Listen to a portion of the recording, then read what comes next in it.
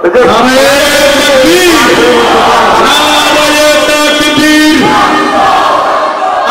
আমিনের আগমন মুক্তার পাড়ার পক্ষ থেকে, উত্তর করম্বার পক্ষ থেকে নারায়ে তাকবীর, আল্লাহু আকবার। প্রথম মুফাসসিরের আগমন, আলহামদুলিল্লাহ। কোরআনকে নিয়ে বাজে কথা বলেছে যারা, তাদেরকে মূল্যায়ন করেছেন, নাস্তিকদেরকে প্রমোট করেছেন, শিক্ষার নামে কুশিক্ষা জাতির মধ্যে ছড়িয়ে দিয়েছিলেন। আমরা শিক্ষা মন্ত্রণালয়কে বলতে চাই, 53-54 বছর জাতিকে যে শিক্ষা দেওয়া হয়েছে তার ফলাফল হলো 40 থেকে 45 লক্ষ মানুষ আজকে কোরআনটাকে সহি করে পড়তে পারে, বাকি 17.5 কোটি মানুষ মুসলমান আজকে কোরআনটা ভালো করে পড়তে পারে। আমাদের দাবি হলো সকল ডিপার্টমেন্টে, সকল প্রতিষ্ঠানে, সব সিলেবাসের সাথে কোরআনটাকে বাধ্যতামূলক করে দেওয়া হোক, তাহলে জাতির চরিত্র ভালো হয়ে যাবে। তাফসীর মাহফিল এটা তো চলবেই, আলহামদুলিল্লাহ চলতেছে। এর বিরুদ্ধে অনেক ষড়যন্ত্র হয়েছে, কিন্তু তার সাথে আমি আরেকটা যোগ করে দিচ্ছি, প্রযুক্তির কল্যাণে এটা মিডিয়াতে চলে যাক। প্রত্যেকটা ইউনিভার্সিটির প্রত্যেকটা ফ্যাকাল্টিতে, প্রত্যেকটা ডিপার্টমেন্টে, প্রত্যেকটা জায়গায় খাবারের জন্য যেমন লবণ দরকার, লবণ ছাড়া যেমন খাদ্য অনুপযোগী, তেমন শিক্ষার জন্য সবার আগে যে শিক্ষা দরকার সেটা হচ্ছে কোরআনের শিক্ষা। সম্মানিত ভাইয়েরা, অনেক কথা আছে বলতে চাচ্ছি, আমাকে সময় দিচ্ছেন তো? জোরে বলি ইনশাআল্লাহ। আমি না, আমার কাছে মনে হয় যে সময় যদি বেশি পাই আমার কাছে খুব ভালো লাগে। 2 দিন 3 দিন 4 দিন ব্যাপী তাফসীর মাহফিলের প্রচলনটা এখন কমে গেছে, নাই। একদিনে 50 বক্তা হাজির করো। কয় বক্তা? 50 বক্তা মঞ্চে আসে, আনাকুম জানাকুম, আনাকুম জানাকুম, খালি ডিসপ্লে হয়। কি হয়? ডিসপ্লে হয়। আজকের মাহফিলের সৌন্দর্যগুলো এইভাবে নষ্ট হয়ে গেছে। আল্লামা সাইদ রাহিমাহুল্লাহ একজন ব্যক্তি প্যারেড ময়দানে কথা বলতেন কয়দিন? কোরআনকে তো সময় দিয়ে বোঝা দরকার, শোনা দরকার।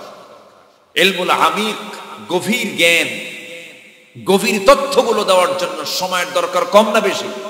বেশি। এটা আল্লামা সাইদ রাহিমাহুল্লাহ তিনি পরিপূর্ণতা দিয়েছিলেন। আল্লাহ তুমি তার উপযুক্ত একজন ব্যক্তিকে আমাদের সামনে হাজির করে দাও। জোরে বলে আমিন। আরো জোরে আল্লাহুম্মা আমিন। অনেকে মনে করেন, কিন্তু না, আল্লামা সাইদি একজনই সাইদি। আল্লাহু আকবার, আল্লাহু আকবার। আল্লাহ তুমি তার কবরটাকে জান্নাতের নূর দিয়ে মুনাওয়ার করে দাও। জোরে বলি আল্লাহুম্মা আমিন। তিনি আমাকে খুব ভালোবাসতেন। আমি তাকে প্রথম দেখি 1992 সাল। কোন সাল? 1992 সালে আমার সঙ্গে তার প্রথম দেখা। আমি মঞ্চে তেলাওয়াত করলাম, উনি শুনলেন, আমাকে চিনলেন, আমাকে ধরলেন, আমাকে আদর করলেন। ওই যে পরিচয় শুরু হলো। 2010 সালে, 2009 সালে হজের সফর, আমার জীবনের প্রথম হজের সফর। আমি হজে গেলাম, আল্লাহর মেহেরবানি। সেই 2009 সালে আল্লামা সাইদি রাহিমাহুল্লাহ তার ছিল জীবনের শেষ হজের সফর। একসাথে মিনা, মুজদালিফা, আরাফা।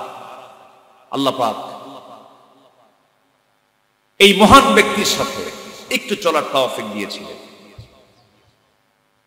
জীবনের শেষ হজ তিনি সম্পূর্ণ করে দেশে ফিরে আসবেন, এমন সময় তাকে প্রশ্ন করে সবাই তাকে বলা হলো, হুজুর আপনি দেশে ফিরবেন না, কারণ নতুন করে মামলার পরিকল্পনা চলছে, আপনাকে ধরে ফেলবে, আপনাকে জেলখানায় আপনাকে পৌঁছায় রাখবে। আপনি যেহেতু রয়্যাল গেস্ট হয়ে হজ করতে এসেছেন, আপনি এখানে নাগরিকত্ব পেয়ে যাবেন, আপনি এখানে থেকে যান। তিনি মুস্কি হাসি মেরে বললেন, সাইদি পালায়া থাকে না। আলহামদুলিল্লাহ বলবেন না? মুস্কি একখান হাসি মেরে বললেন, আমার দেশের জনগণ যারা আমাকে ভালোবাসে, আমি কোরআনের কথা শোনাই, জাতি আমার মুখ থেকে কোরআনের আলোচনা শোনে, আমার দল, আমার কর্মী তারা মানবতার জীবন যাপন করবে, আর আমি আরামে জীবন যাপন করব না। প্রয়োজনে ফাঁসির রশি গলায় ঝুলবে, দেশ থেকে পালায়া থাকবো না। করে আল্লাহু আকবার বলবেন। ফিরে এসেছেন, ফিরে আসেন নাই? ফিরে এসেছেন। দেশকে কারা ভালোবাসে আর কারা ভালোবাসে না জাতি বুঝে গেছে। বিয়ে বাড়িটাও দেশে নাই, বিয়ে বাড়ি ওই আমেরিকা। বিয়ে বাড়ি কোথায়? আমেরিকা। তাও কপালে জুটছে হলো খ্রিস্টান, মুসলমানও না। 4টা নাতি, 2 মেয়ের 4টা সন্তান, সবগুলোর সম্পর্ক বিজাতির সাথে। আপনি কথা বুঝতেছেন? আমার কথাগুলো বুঝতেছেন আপনারা? কে কতটুকু ইসলাম মানে গোড়ায় হাত দিলে টের পাওয়া যায়। সংসদে দাঁড়িয়ে এক এক্স পার্লামেন্টারিয়ান, ওই ঠাকুরগাঁর এক এক্স পার্লামেন্টারিয়ান বলতেছে, মাননীয় স্পিকার, আমার ছেলে বিয়ে করেছে কলকাতার গাঙ্গুলি পরিবারে, আমার বৌমা হিন্দু, আমার ছেলে মুসলমান। আমার বৌমা যখন ঢাকায় থাকে তখন সে নামাজ পড়ে, যখন সে কলকাতায় যায় তখন সে পূজাও করে। স্পিকার, এটাই তো ধর্মের স্বাধীনতা। দেখছেন কত বড় মুফতি আজম। এই হচ্ছে ওদের ধর্মের অনুসরণ। এই সমস্ত সেকুলার চেতনাকে আমরা কবর দিতে চাই। এই সমস্ত নাস্তিক্য চেতনার ধ্বজাধারী আমরা না হয়ে ওই সমস্ত চেতনার বিরুদ্ধে আমাদের রুখে দাঁড়ানোর দরকার আছে না নাই? সম্মানিত ভাইয়েরা, আলেমরা পালায় না, আমরা পালাবো না, আমরা হেরে যাব না। এই দেশের মাটিতে জন্ম হয়েছে, এই দেশের মাটিতেই মরব। জমিন আল্লাহর দিন কায়েম না হওয়া পর্যন্ত বুক উঁচু করে সামনে দাঁড়িয়ে থাকবো, পিঠ দেখাবো না। দিন কায়েমের জন্য জান মাল কোরবান দিতে রাজি আছেন কারা কারা? হাত উঁচু করে দেখেন মুসলমান।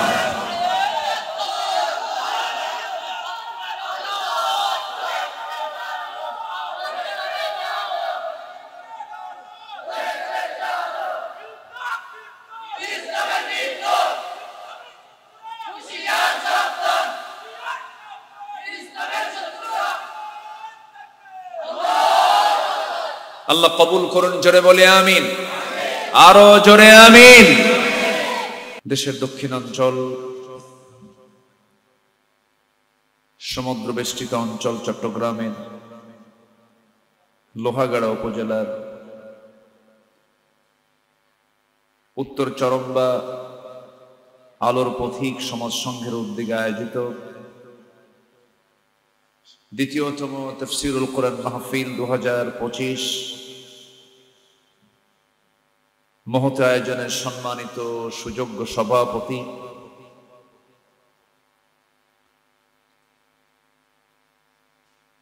জনাব রফিকুল ইসলাম, আজকের মাহফিলের সম্মানিত প্রধান অতিথি, দক্ষিণ এশিয়ার বৃহত্তম ইসলামী সংগঠন বাংলাদেশ জামাত ইসলামী চট্টগ্রাম মহানগরীর সম্মানিত সুযোগ্য আমির, লোহাগড়া সাতকানিয়া নির্বাচনী আসনের সাবেক সংসদ সদস্য, মজলুম জননেতা জনাব আলহাজ শাহজাহান চৌধুরী,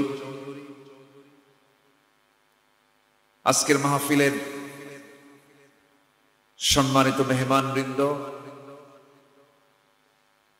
হযরত উলামায়ে কেরাম, ফদলায়ে ইজাম, সুশীল সমাজ, জাতির শ্রেষ্ঠ সন্তান, শিক্ষক মণ্ডলী, আজকের মাহফিলের প্রধান আকর্ষণ যাদেরকে নিয়ে আজকের এই সাজানো গোছানো বর্ণাঢ্য আয়োজন, তাওহীদের পতাকাবাহী, কালেমার ঝান্ডাবাহী, দ্বীন ইসলামের নরসারদুল বীর মুজাহিদ, প্রাণ প্রিয় সম্মানিত দ্বীনী ভাইরা, আড়ালে বসে আছেন শ্রদ্ধেয়া সম্মানিতা মা বোনেরা, আলোচনার সূচনায় আনুষ্ঠানিকতার মধ্য দিয়ে আমার পক্ষ থেকে আবারও দিল খোলা সালাম, আসসালামু আলাইকুম ওয়া রাহমাতুল্লাহি ওয়া বারাকাতুহু।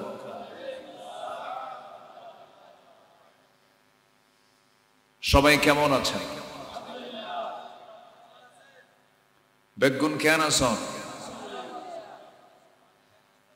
জি আলহামদুলিল্লাহ। আল্লাহ তাআলা আমাকে আপনার মতো করে আপনার সাথেই বসে রেখেছেন, বলি আলহামদুলিল্লাহ। সম্মানিত হাজিরিন, মহান রব্বুল আলামিনের অশেষ শুকরিয়া যে মহান আল্লাহ সুবহানাহু ওয়া তাআলা অসংখ্য লোকের মাঝ থেকে বাছাই করে জান্নাতি এমন একটি পরিবেশে, জান্নাতের টুকরায় কোরআন শোনার জন্য, বোঝার জন্য, দ্বীনের কিছু আলোচনা শুনতে, মানতে, এমন একটি জান্নাতের টুকরায় যা আল্লাহ পাক যে প্রভু আমাকে আসার বসার তৌফিক দিলেন, সেই মহান জাল্লা শানুহুর দরবারে আমরা সবাই লাখো কোটি সাজুদ শুকর আদায় করছি, মুহাব্বাতান বলে উঠছি আলহামদুলিল্লাহ। চিৎকার মেরে বলছে আলহামদুলিল্লাহ।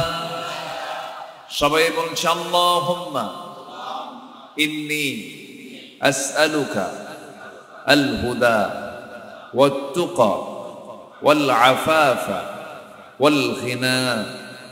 সবাই বলি আল্লাহুম্মা আইন্নি আলা যিকরিকা ওয়া শুকরিকা ওয়া হুসনি ইবাদাতিকা।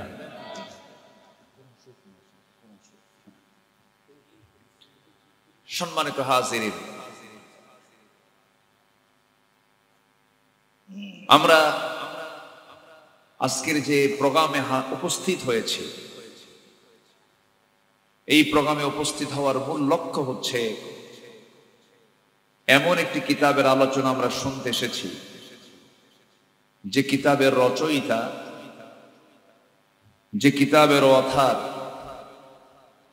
যে কিতাবের লেখক পৃথিবীর কোন লেখক নয়, কোন রচয়িতা নয়। এমন একটা কিতাব আমরা শুনতে এসেছি, জানতে এসেছি, যে কিতাব সরাসরি লৌহে মাহফুজে সংরক্ষিত ছিল। সেখান থেকে আল্লাহ রাব্বুল আলামিন প্রয়োজনের পরিপ্রেক্ষিতে আজ থেকে ১৫০০ বছর পূর্বে সর্বশেষ এবং সকল আসমানি কিতাবের সত্যতা প্রমাণকারী আল্লাহ তাআলা এই গ্রন্থকে ২৩ বছরে দুটো জায়গায়, মক্কা এবং মদিনায় নাজিল করেছেন। আজ ১৫০০ বছর কোরআন যে যুগে নাজিল হয়েছিল, যে সময়ে নাজিল হয়েছিল, তথ্য প্রযুক্তির কোনো উপস্থিতি সেই যুগে ছিল না। সেই সময় আমেরিকা থেকে WhatsApp, Line, imo, Line, Viber, Messenger, এর মধ্য দিয়ে সেকেন্ডের ভিতরে যে নিউজ, ইমেইল, জিমেইল, এগুলো কিছুই ছিল না। যে যুগে মানুষ আজ আকাশে উড়িয়েছে বিজয়ের কেতন, সমুদ্রের তলদেশ জয় করেছে, হিমালয়ের অহংকারে মাথাকে জয় করে নিয়েছে, আজ থেকে ১৫০০ বছর আগে তথ্য প্রযুক্তির কোনো উপস্থিতি ছিল না। সেই যুগে কোরআন নাজিল হলেও আজকের এই প্রেজেন্ট ওয়ার্ল্ডে কোরআনের কাছে পৃথিবীর সকল মানুষ ভিক্ষুকের মতো চেয়ে থাকে। আলহামদুলিল্লাহ বলবেন না কেন? এর কারণ হলো সূর্য বানিয়েছেন যিনি, কোরআন নাজিল করেছেন তিনি। সাবআ সামাওয়াত, ৭ আকাশ বানিয়েছেন যিনি, কোরআন নাজিল করেছেন তিনি। সাবআতু আবহুর, ৭ সমুদ্র বানিয়েছেন যিনি, কোরআন অবতরণ করেছেন তিনি। অতএব কোরআন যদিও আজ থেকে ১৫০০ বছর আগে নাজিল হওয়া কিতাব, কিন্তু কোরআন তার পক্ষ থেকে এসেছে যিনি গোটা পৃথিবীর যিনি মালিক। শুধু এক জগৎ নয়, তিনি হচ্ছেন আলহামদুলিল্লাহি রাব্বিল আলামিন, বহু জগতের যিনি মালিক, ৭ আকাশের মালিক যিনি, সেই মহান রব্বে করিম আমাকে আপনাকে দয়া করে এই কিতাবটা দিয়েছেন। যদি তিনি এই কিতাব না দিতেন, আমার আপনার জীবনের সবচেয়ে প্রিয়জন আল্লাহকে আমরা চিনতে পারতাম না। এই পৃথিবীতে প্রিয়জন বলতে আমরা যাদেরকে মনে করি, মূলত তারা কেউ আমার প্রিয়জন না। দিন শেষে আমার কেউ আপন বলতে কেউ নেই। দিন শেষে আমার আপন প্রিয়জন একজন, তিনি আমার কে? আসতে বলবেন না, তিনি আমার কে? মৃত্যুর মধ্য দিয়ে পৃথিবীর সকল সম্পর্কের ইতি ঘটবে, পতন হয়ে যাবে। কত আত্মীয়তার বন্ধন সব মাইনাস হয়ে পড়বে। পৃথিবীবাসী আমাকে পাষণ্ডের মতো মৃত্যুবরণ করার সঙ্গে সঙ্গে টেনে হেঁচড়ে বের করে আমাকে কবরে দাফন করে আসবে। কিন্তু যিনি আমাকে কখনো ছাড়বেন না, যিনি আমাকে কখনো ভুলবেন না, যিনি আমাকে একটা বারের জন্য আমাকে কখনো ছেড়ে যাবেন না, তিনি আমার কে বলুন? তবে হ্যাঁ, আল্লাহ রাগ করে কিছু কথা বলেছেন। যেরকম আল্লাহ পাক এক জায়গায় বলছেন, যারা আমার এই কোরআন থেকে দূরে থাকবে আমি তাকে ভুলে যাব, আমি তাকে ভুলে যাব। কথাটা কি মুহাব্বতের কথা না রাগের কথা? রাগের কথা।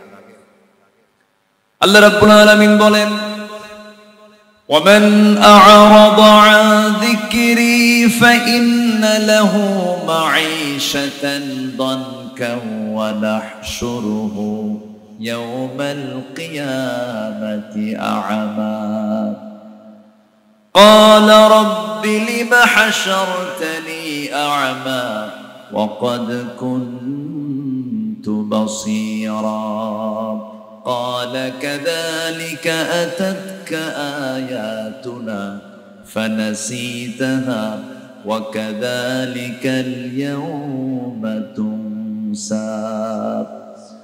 আমার কালাম থেকে, আমার জিকির থেকে, ইন হুয়া ইল্লা যিকরুল লিল আলামিন, আমার এই জিকির থেকে যে বান্দা নিজেকে গুটিয়ে রাখবে, যে বান্দা নিজেকে দূরে রাখবে, আমি আল্লাহ নিজে তাকে ভুলে যাব। ওয়ানাহশুরুহু ইয়াওমাল কিয়ামাতি আ'মা, আমি তাকে হাসরের ময়দানে অন্ধ করে তুলব, চোখে দেখবে না সে। বান্দা প্রশ্ন করে ফেলবে, আল্লাহ জাগতিক জীবনে আমি চক্ষুওয়ালা ছিলাম, আজকে আমার চোখ নাই কেন? আল্লাহ বলবেন, আমি তোমাকে আয়াত দিয়েছিলাম, আমি কালামটা দিয়েছিলাম, তুমি ভুলে গিয়েছিলে। আজকে সেই দিন যেমন তুমি আমাকে ভুলে গিয়েছিলে, আজকে আমিও তোমাকে তেমনই ভুলে গেলাম। বলুন তো, সেই চিত্র যদি হাসরে চিত্রায়িত হয়, ওর চাইতে বড় এতিম আর কেউ থাকতে পারে নাকি? এই জন্য আমার বন্ধুগণ, কোরআন শুনতে এসেছি, আমরা কোরআন ওয়ালা হব। জোরে বলি ইনশাআল্লাহ। কি ওয়ালা হব? কোরআন ওয়ালা। কোরআনের দল করব, কোরআনের আইন মেনে নেব, কোরআনের হুকুম হাকাম গুলো নিজের জীবনে বাস্তবায়ন করব, কোরআন কেন্দ্রিক জীবন গড়ব। জানেন, এই কিতাবের সঙ্গে সম্পর্ক যার যত বেশি হবে, আল্লাহর সঙ্গে সম্পর্ক তার তত বেশি হবে। সম্মানিত ভাইয়েরা, সেই কালামে হাকিম থেকে কিছু কথা বলতে চাচ্ছি। আমাকে সময় দেওয়া যাবে তো? কারো কোনো সমস্যা নাই? জোরে বলি ইনশাআল্লাহ। আর জোরে বলি ইনশাআল্লাহ। উপজেলার নাম কি? হ্যাঁ, কি গাড়ে? লোহা গাড়ে না? এলাকার মানুষ লোহা নিয়ে থাকে, লোহা ছাড়া উপায়ও নাই। আল্লাহ পাক লোহা নামে একটা সূরাও নাজিল করেছেন। তাহলে থানার নামে একটা সূরা আছে, উপজেলার নামে একটা কি আছে? সূরা আছে, তার নাম হলো সূরাতুল হাদীদ। সূরাতুল হাদীদ।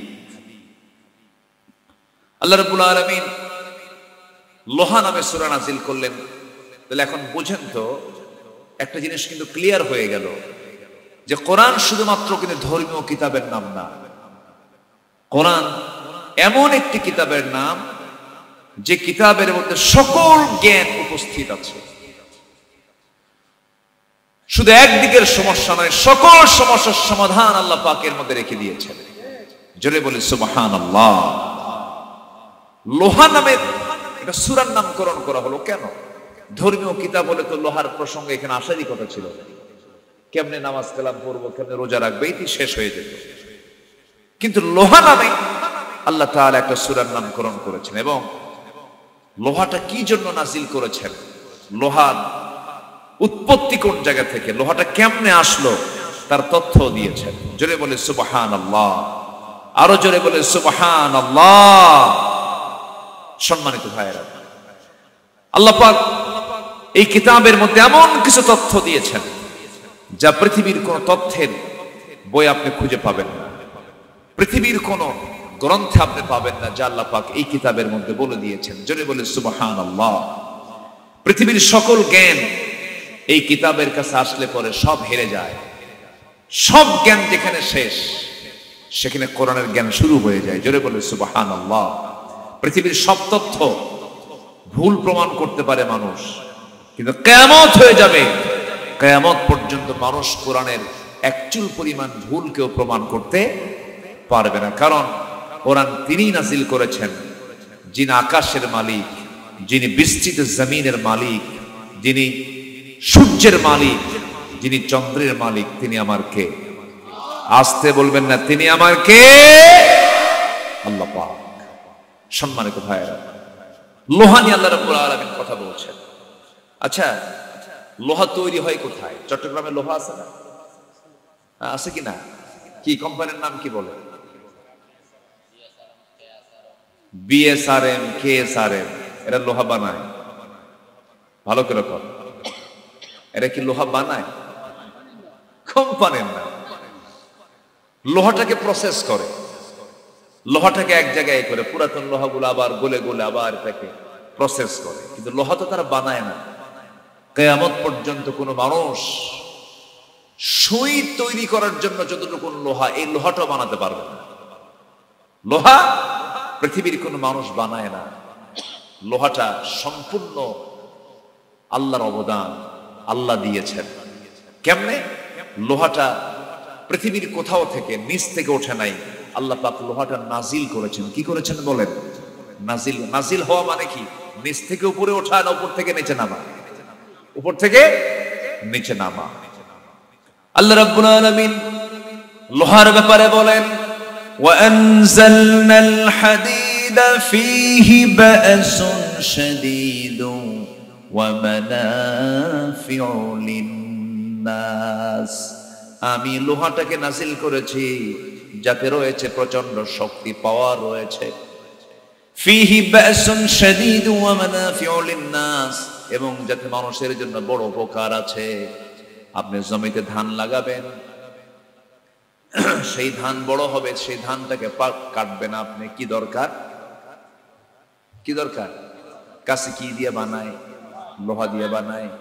সুন্দর মাছ একটা কিনে বাড়িতে নিয়ে চলে গেছেন, বউকে বললেন, বউ আমার মাছটা কুটে রান্না করো। কি দিয়ে কুটবে? কি দিয়া? লোহা দিয়ে কুটতে হবে।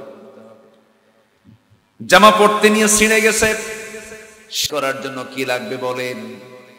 সুই লাগবে, লোহা লাগবে। আল্লাহ রাব্বুল আলামিন লোহাটাকে, এই যে আমি কথা বলছি, এই কথা বলার জন্য যে মেশিনগুলো তৈরি হয়েছে তার অধিকাংশ কি বলেন? লোহা। আমি যে গাড়িতে এসেছি তার অধিকাংশ কি বলেন? লোহা। বিমানে চড়বেন কি বলেন? লোহা। অস্ত্র বানাবেন কি বলেন? লোহা। এই পৃথিবীতে আল্লাহ রাব্বুল আলামিন যদি লোহা নামক এই নিয়ামত যদি না দিতেন, পৃথিবীটা অকার্যকর হয়ে যেত। অতএব এই পৃথিবীতে যা কিছু করেছে মানুষ, সব কিছুর অবদান একমাত্র কার? আসতে বলবেন না কার? লোহা নিচ থেকে উঠেছে না উপর থেকে নাজিল হয়েছে? উপর থেকে নাজিল হয়েছে। এটা একটা গবেষণার কথা, কিন্তু কোরআন দেখেন কত আগে বলছে এই কথা। আধুনিক বিজ্ঞান বলতেছে লোহা পৃথিবীতে সৃষ্টি নয়। লোহা পৃথিবীতে কেউ সৃষ্টি, মানে পৃথিবীতে আল্লাহ পাক এই লোহার সৃষ্টি করেননি, বানাননি। লোহা এসেছে বহির জগৎ থেকে। কারণ লোহা বানাতে যে তাপ দরকার, যে তাপমাত্রার প্রয়োজন সেই তাপ পৃথিবীতে নাই। আমরা যে সূর্যের তাপটা পাই, এই সূর্যের আভ্যন্তরীণ ইন্টারনাল আভ্যন্তরীণ যে তাপমাত্রা 15 মিলিয়ন ডিগ্রি সেলসিয়াস। মনে হয় তাপমাত্রা খুব কম হয়ে গেছে নাকি? 15 মিলিয়ন, 15 লাখ না, 15,000ও না, 15 মিলিয়ন ডিগ্রি সেলসিয়াস তাপমাত্রা সূর্যের আভ্যন্তরীণ তাপমাত্রা। আচ্ছা, সূর্যের পৃষ্ঠে অর্থাৎ ফটোস্ফিয়ারের তাপমাত্রা হচ্ছে 5,500 থেকে 6,000 ডিগ্রি সেলসিয়াস। আর লোহা তৈরি করার জন্য যে তাপমাত্রার প্রয়োজন তার পরিমাণ হলো 5 বিলিয়ন ডিগ্রি সেলসিয়াস। কেউ তো সুবহানাল্লাহ বলবেন না, মিলিয়ন না কিন্তু 5 বিলিয়ন ডিগ্রি সেলসিয়াস তাপমাত্রার প্রয়োজন লোহা যদি তৈরি করতে হয়। বলুন তো, দুনিয়া নামক এই জায়গায় কোথাও কি এরকম তাপমাত্রার জায়গা আছে? আমরা কয় তাপমাত্রায় বসে আছি এখন বলেন? বড় জোর 25 থেকে 26, 27, 28, 30 এর মধ্যে আছে আমরা। তাহলে লোহা বানাতে সূর্যের তাপমাত্রা দিয়ে হবে না, 5 বিলিয়ন ডিগ্রি সেলসিয়াস তাপমাত্রার প্রয়োজন। বিজ্ঞান গবেষণা করে দেখেছে হয়তোবা কোন সুপারনোভার মহাবিস্ফোরণ থেকে এই লোহার আগমন ঘটতে পারে। অর্থাৎ আল্লাহ তাআলা এই মহাশূন্যের মাঝে কোথাও এই লোহাটা রেখেছিলেন। আল্লাহ পাক এই জন্য 1,500 বছর আগে সিগন্যাল দিচ্ছেন, ওয়া আনজালনাল হাদিদা ফীহি বা'সুন শাদীদুন, আমি লোহাটাকে নাজিল করেছি আসমান থেকে। কেউ তো সুবহানাল্লাহ বললেন না। তাহলে বলেন তো, এই তথ্য 1,500 বছর আগে পৃথিবীর কোনো মানুষের পক্ষে দেওয়া সম্ভব? আজ থেকে দেওয়া সম্ভব? কে দিয়েছেন? কে দিয়েছেন বলেন? আল্লাহ দিয়েছেন। সম্মানিত ভাইরা, শুধুমাত্র কোরআনকে নিয়ে যদি আমি এই জাতীয় কথা বলতে লাগি, ঘন্টার পর ঘন্টা লেগে যাবে, ফুরাবে না। বহু কথা আল্লাহ পাক, তথ্যবহুল কথাগুলো আল্লাহ পাকের মধ্যে একটা একটা করে বলে দিয়েছেন, কিচ্ছু বাদ রাখেন। যেরকম সুবহানাল্লাহ, আর যেরকম সুবহানাল্লাহ। বিগ ব্যাং থিওরি, যেটা একটা আলোচিত থিওরি, আল্লাহ পাক 1,500 বছর আগে এর মধ্যে বলে দিয়েছেন। জোরে বলেন সুবহানাল্লাহ। এরকম করে এমব্রায়োলজি নিয়ে, গ্রহণ তথ্য নিয়ে কোরআন কথা বলেছে, আবহাওয়া বিজ্ঞান নিয়ে কোরআন কথা বলেছে, মহাসাগর নিয়ে কথা বলেছে, ঢেউ নিয়ে কথা বলেছে। এরপরে প্রাণীর জীবন প্রণালী নিয়ে কথা বলেছে। এমন কোন সাইড নেই, একটা ছোট্ট প্রাণী মশা নিয়ে আল্লাহ পাক কথা বলেছেন। যেরকম সুবহানাল্লাহ। মশাকে যদি আমরা ছোট্ট ভাবি, এই মশার মধ্যে আল্লাহ পাক অনেক শিক্ষা রেখে দিয়েছেন। মশা যদিও ছোট হলে কি হবে, মশার কামড়ে কিন্তু মানুষ মরেও, আবার মরে না। কি মশা বলেন? কি মশা? এডিস। কি এডিস না লেডিস? আচ্ছা, এডিস, কিন্তু ওটা আবার লেডিসও, কিন্তু পুরুষ মশা কিন্তু কামড়ায় না। কি মশা কামড়ায়? Ladies Aedes. লেডিস এডিস মশা কামড় একখান দিলে পরে আপনি শেষ হয়ে যান। দেখেন, সামান্য মশার ভিতরে একটা অবশ্যই ভয়ঙ্কর একটা জিনিস আছে না নাই? কে দিয়েছেন? আল্লাহ পাক মশার যে উদাহরণ দিয়েছেন। কাফেররা কয়, মাযা আরাদাল্লাহু বিহাদা মাসালা, তোমার আল্লাহর কাজ নাই, কাম নাই, এই মশার উদাহরণ কোরআনে দেওয়া লাগে? বলছে না? বলছে। সূরা বাকারার মধ্যে 26 নম্বর আয়াত আল্লাহ পাক বলছেন। আল্লাহ রাব্বুল আলামিন বলেন, ইন্নাল্লাহা লা ইস্তাহি আন ইয়াদরিবা মাসালান মা বাউদাতান ফামা ফাওকাহা ফাআম্মাল লাযীনা আমানু ফায়া'লামুনা আন্নাহুল হাক্কু মির রাব্বিহিম وأما الذين كفروا فيقولون ماذا أراد الله به مثلا يضل به كثيرا ويهدي به كثيرا وما يضل به إلا الفاسقين جربون الله أكبر আল্লাহ রাব্বুল আলামিন লজ্জাবোধ করেন না মশা তদপেক্ষা অন্য কোন প্রাণীর উদাহরণ দিতে নিয়ে কোনো লজ্জা পান না। কারণ আল্লাহ রাব্বুল আলামিন যা বলেছেন অবশ্যই এর মধ্যে অবশ্যই শিক্ষা আছে না নাই বলেন? আসতে বলবেন না আছে না নাই? মশাকে নিয়ে আমি কয়েকটা উদাহরণ দেব, আমার বন্ধুগণ একটু কান লাগাবেন। আমার বন্ধুগণ, এই মশা যে কামড় মারে, পুরুষ মশা না মহিলা মশা? আজ থেকে ১,৫০০ বছর আগে আল্লাহ রাব্বুল আলামিন মহিলা মশার কথাই বলেছেন, বাউবাতান। বাউবাতান মুয়ান্নাসের সিগা স্ত্রী মশাকে বুঝিয়েছেন। আমার বন্ধুগণ, স্ত্রী মশাই বংশবৃদ্ধি করে। বংশবৃদ্ধির জন্য মানুষের গায়ের দেহে রক্তের প্রয়োজন। সেই মানুষের দেহের গায়ে পড়ে যায় রক্তগুলো, সে শোষণ করে, সেই পরিমাণ রক্ত সে খায়। আবার দেখবেন কিছু কিছু মশা আছে, বেহুশ মার্কা মশা। এই মশা যখন খেতে বসে অত্যন্ত সতর্কতার সঙ্গে বসে। এই মশাটা যখন কারো চামড়ায় বসে, চামড়ায় বসার সঙ্গে সঙ্গে চতুর্দিকে সে আগে অ্যানেস্থেসিয়া করে। কি করে? অ্যানেস্থেসিয়া, এটাকে মেডিকেলের একটা ভাষা, অর্থাৎ অপারেশন করতে গেলে রোগী যেন টের না পায়, এই জন্য কি করে? অজ্ঞান করে। ধরেন পেট কাটতে হবে, তখন তাকে কি করে? অ্যানেস্থেসিয়া করে, অজ্ঞান করে নেয়। তো মশা যখন কোথাও বসে আগে প্রথমে কি করে? অজ্ঞান করে, চতুর্দিকে সে অজ্ঞান করে, অ্যানেস্থেসিয়া করে, এরপর সে তার হুলটা ফুটায় দেয়। আল্লাহু আকবার বলবেন না? হুলটা ফুটায় দেয়।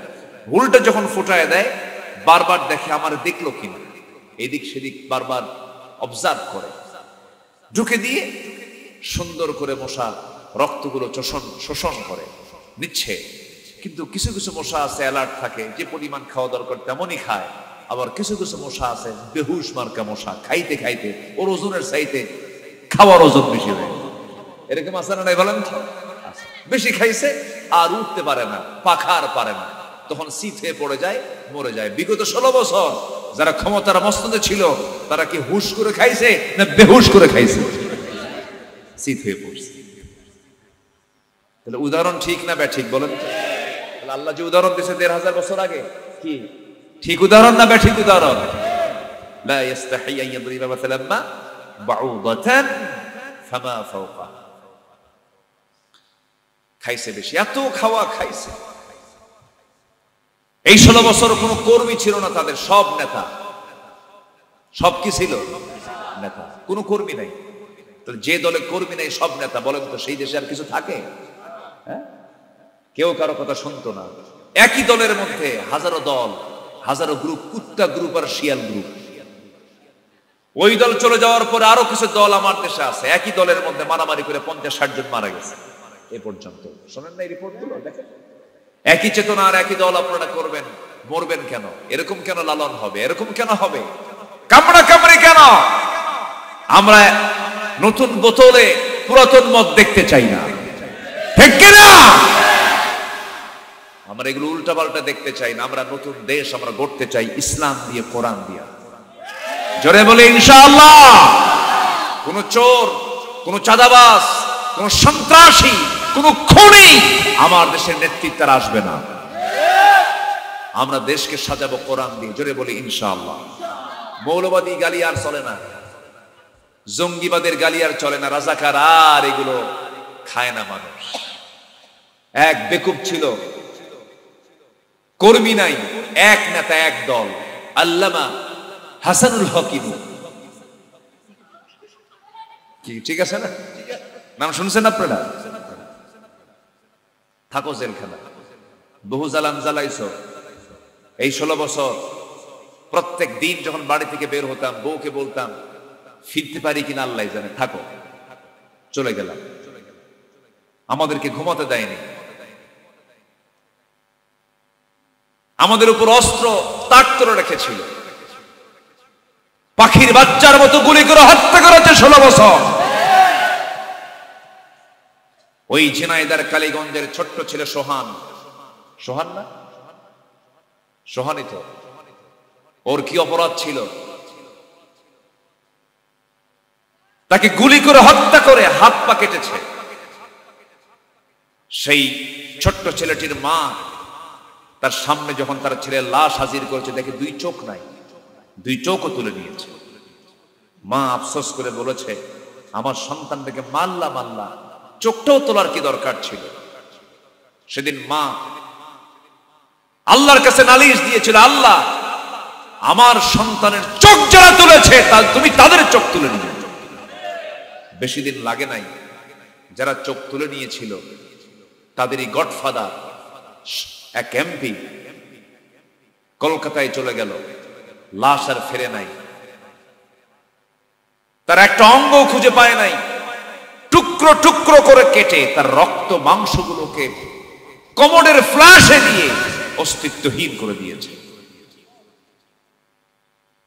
সম্মানিত ভাইরা, আল্লাহ পাক ছাড় দেন কিন্তু ছেড়ে দেন না। অনেক কিছু করেছে। ফেরাউন পৃথিবীতে ছিল, বেঁচে হলো 1600 বছর, আর আমার দেশের লেডিস ফেরাউনরা ছিল হলো 16 বছর। সংখ্যার যে মিল হলো কেমনে বুঝলাম। আমি কি আলোচনা করব? সবাই শুনতে রাজি আছেন তো ইনশাআল্লাহ? বলি আলহামদুলিল্লাহ। এই লোহাগাড়ার ছাদ কেনে আমার আসতে দেয় নাই, কিরামন কাতিমিন্দা বসে বসে থাকতো। এক বদমাইশ ছিল, আলেম নামের কলঙ্ক, কুলাঙ্গার, ঠিক কিনা? আলেম নামের কলঙ্ক। বাপটা যোগ্য ছিল, কিন্তু যোগ্য পিতার অযোগ্য সন্তান এটা। বদমাইশ। আলেমদের বিরুদ্ধে বহু কিছু করেছে, অনেক ষড়যন্ত্র করেছে। সম্মানিত ভাইয়েরা, সময়ের ব্যবধানে জালিমরা টিকতে পারে না, আল্লাহ পাক প্র্যাকটিক্যাল এই জমিনে তা দেখিয়ে দিয়েছে। অতএব শিক্ষা নিন, জুলুম থেকে নিজেকে ফিরে আনো। জুলুম করা যাবে না, ক্ষমতার মিস ইউজ করবেন না, ক্ষমতার অপব্যবহার করবেন না। আল্লাহ কোন জালিমকে জমিনে টিকসই হতে দেন না। সম্মানিত ভাইয়েরা, তাহলে মশা উদাহরণ যে দিয়েছেন আল্লাহ পাক, অকাজে দিয়েছেন না কাজে দিয়েছেন? কাজে দিয়েছেন। তাহলে স্ত্রী মশা কামড়ায়, পুরুষ মশা কামড়ায় না। যখন সেখানে বসে সহজে যেন কেউ না টের পায় সেইভাবেই বসে। এই সেন্স অনুভূতি কে দিয়েছেন? মশা যদিও আমরা দেখে দুর্বল মনে করি, মশা যে তার পাখাটা ঝাপটান মারে, আমরা যখন রাতের বেলা যখন ঘুমাতে যাই সেই সময় কিন্তু দেখি যে কোথাও কোনো মশা আছে কিনা, চোখে পড়ে না, নাই মশা নাই। নেটিং করেছেন, সব দিকে আপনার লাগানো আছে, কিন্তু ঘুমায় পড়েছেন, লাইট বন্ধ হওয়া মাত্রই কানের কাছে এসে সারেগামা পাদানিসা কি আছে না নাই বলেন? একটা সুন্দর করে গান গাওয়া শুরু করে, মনে হয় ট্রেন যাচ্ছে। কি যাচ্ছে? ট্রেন যাচ্ছে। ঘুম, ট্রেনের আওয়াজ সহনীয়, কিন্তু মশার গুনগুন আওয়াজ সহনীয় না, ঘুম শেষ। এই যে গানটা গায়, এই আওয়াজটা কি তার ভোকালের কণ্ঠের আওয়াজ? না, ওই যে পাখাটা নড়ায়, পাখার আওয়াজে, এই আওয়াজটা পাখার নড়ানোর আওয়াজে এই ভনভন ভনভন আওয়াজটা হয়। সায়েন্স বলছে এই মশা যে পাখাটা ঝাপটান মারে, প্রতি সেকেন্ডে ঝাপটান মারার পরিমাণ হলো 400 থেকে 500 বার সে তার পাখা নড়ায়। 400 থেকে 500 বার প্রতি সেকেন্ডে। আজ পর্যন্ত এত দ্রুতগামী কোন মেশিন পৃথিবীতে আবিষ্কারই হয় না। সুবহানাল্লাহ বলবেন না? মশাটার ওজন কয় কেজি? কখন? ওর মধ্যে মেশিন আছে না নাই? সেই মেশিন আছে দেখি তো পাখা নড়ে। আল্লাহ যে উদাহরণটা দিয়েছেন মশার, এমনি এমনি দেননি। সুবহানাল্লাহ বলবেন না? যেরকম সুবহানাল্লাহ। মশাকে তুচ্ছ ভাবার কোন সুযোগ নাই। এই যে আমাকে সে খুঁজে বের করে রাতের ভিতরে, রাতের অন্ধকারে খুঁজে বের করে, আমি ওকে দেখলাম না, ও আমার অন্ধকারে খুঁজলো কেমন? 75 ফুট দূর থেকে টের পায় কোন সুরির মধ্যে শুয়ে আছে। কেউ তো সুবহানাল্লাহ বললেন না। তাহলে মশা নিয়ে হাসাহাসি করারও কিছু নেই। এই মশার কামড়ে বিদায় নিয়েছে কে? বলেন কে? এক নমরুদ বিদায় হয়েছে, তাও অটিস্টিক মশা। কি মশা বলেন?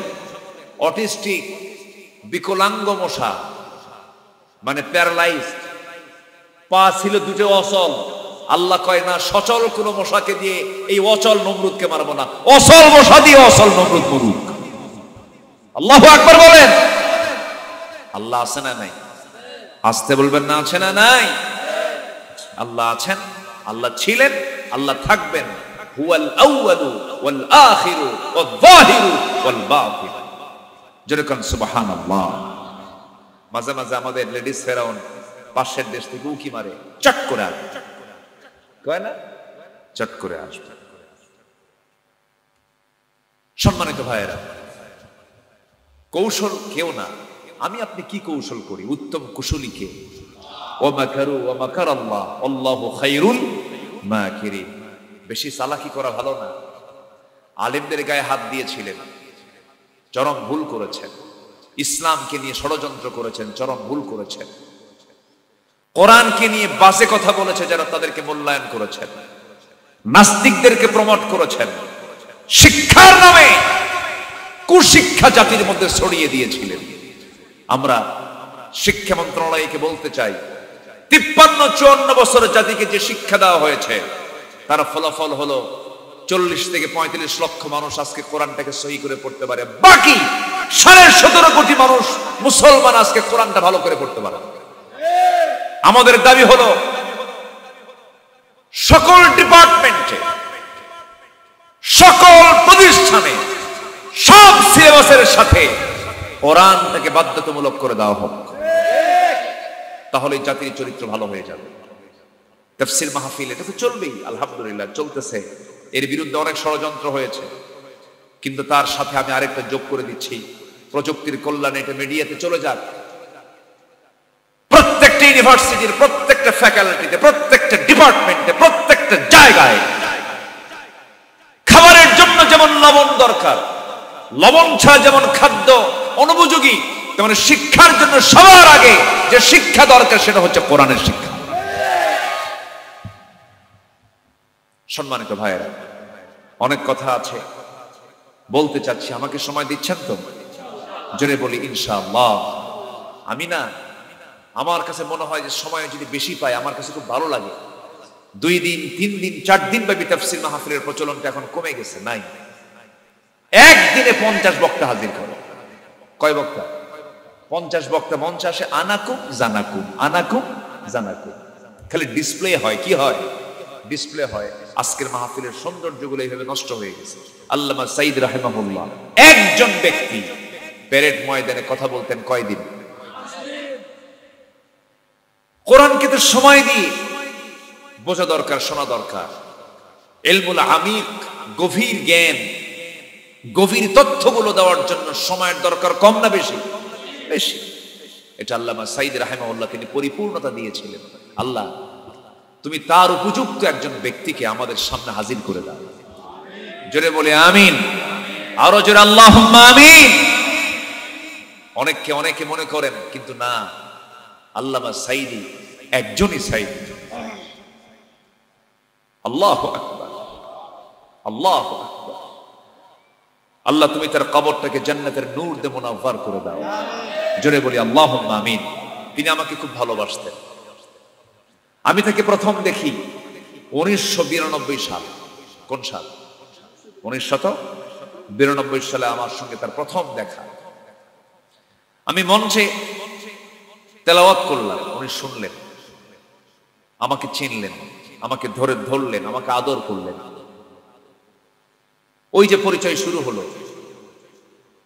2010 সালের 2009 সালে হজের সফর, আমার জীবনের প্রথম হজের সফর। আমি হজে গেলাম, আল্লাহর মেহেরবানি। সেই 2009 সালে আল্লামা সাইদি রাহিমাহুল্লাহ তার ছিল জীবনের শেষ হজের সফর। একসাথে মিনা, মুজদালিফা, আরাফা। আল্লাহ পাক এই মহান ব্যক্তির সাথে একটু চলার তৌফিক দিয়েছিলেন। জীবনের শেষ হজ তিনি সম্পূর্ণ করে দেশে ফিরে আসবেন, এমন সময় তাকে প্রশ্ন করে সবাই তাকে বলা হলো, হুজুর আপনি দেশে ফিরবেন না, কারণ নতুন করে মামলার পরিকল্পনা চলছে, আপনাকে ধরে ফেলবে, আপনাকে জেলখানায় আপনাকে পৌঁছায় রাখবে। আপনি যেহেতু রয়্যাল গেস্ট হয়ে হজ করতে এসেছেন, আপনি এখানে নাগরিকত্ব পেয়ে যাবেন, আপনি এখানে থেকে যান। তিনি মুস্কি হাসি মেরে বললেন, সাইদি পালায়া থাকে না। আলহামদুলিল্লাহ বলবেন না? মুস্কি একখান হাসি মেরে বললেন, আমার দেশের জনগণ যারা আমাকে ভালোবাসে, আমি কোরআনের কথা শোনাই, জাতি আমার মুখ থেকে কোরআনের আলোচনা শোনে। আমার দল, আমার কর্মী, তারা মানবতার জীবন যাপন করবে, আর আমি আরামে জীবন যাপন করব না। প্রয়োজনে ফাঁসির রশি গলায় ঝুলবে, দেশ থেকে পালায় থাকবো না। করে আল্লাহু আকবার বলবেন। ফিরে এসেছেন, ফিরে আসেন নাই? ফিরে এসেছেন। দেশকে কারা ভালোবাসে আর কারা ভালোবাসে না জাতি বুঝে গেছে। বিয়েই বাড়িটাও দেশে নাই, বিয়েই বাড়ি ওই আমেরিকা। বিয়েই বাড়ি কোথায়?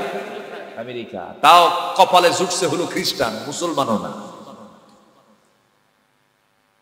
4টা নাতি, 2 মেয়ের 4টা সন্তান, সবগুলোর সম্পর্ক বিজাতির সাথে। আপনি কথা বুঝতেছেন? আমার কথাগুলো বুঝতেছেন আপনারা? কে কতটুকু ইসলাম মানে গোড়ায় হাত দিলে টের পাওয়া যায়। সংসদে দাঁড়িয়ে এক এক্স পার্লামেন্টারিয়ান, ওই ঠাকুরগাঁর এক এক্স পার্লামেন্টারিয়ান বলতেছে, মাননীয় স্পিকার, আমার ছেলে বিয়ে করেছে কলকাতার গাঙ্গুলি পরিবারে, আমার বৌমা হিন্দু, আমার ছেলে মুসলমান, আমার বৌমা যখন ঢাকায় থাকে তখন সে নামাজ পড়ে, যখন সে কলকাতায় যায় তখন সে পূজাও করে। স্পিকার, এটাই তো ধর্মের স্বাধীনতা। দেখছেন কত বড় মুফতি আজম। এই হচ্ছে ওদের ধর্মের অনুসরণ। এই সমস্ত সেকুলার চেতনাকে আমরা কবর দিতে চাই। এই সমস্ত নাস্তিক্য চেতনার ধ্বজাধারী আমরা না হয়ে ওই সমস্ত চেতনার বিরুদ্ধে আমাদের রুখে দাঁড়ানোর দরকার আছে না নাই? সম্মানিত ভাইয়েরা, আলেমরা পালায় না, আমরা পালাবো না, আমরা হেরে যাব না। এই দেশের মাটিতে জন্ম হয়েছে, এই দেশের মাটিতেই মরব। জমিন আল্লাহর দিন কায়েম না হওয়া পর্যন্ত বুক উঁচু করে সামনে দাঁড়িয়ে থাকবো, পিঠ দেখাবো না। দিন কায়েমের জন্য জান মাল কোরবান দিতে রাজি আছেন কারা কারা? হাত উঁচু করে দেখেন মুসলমান।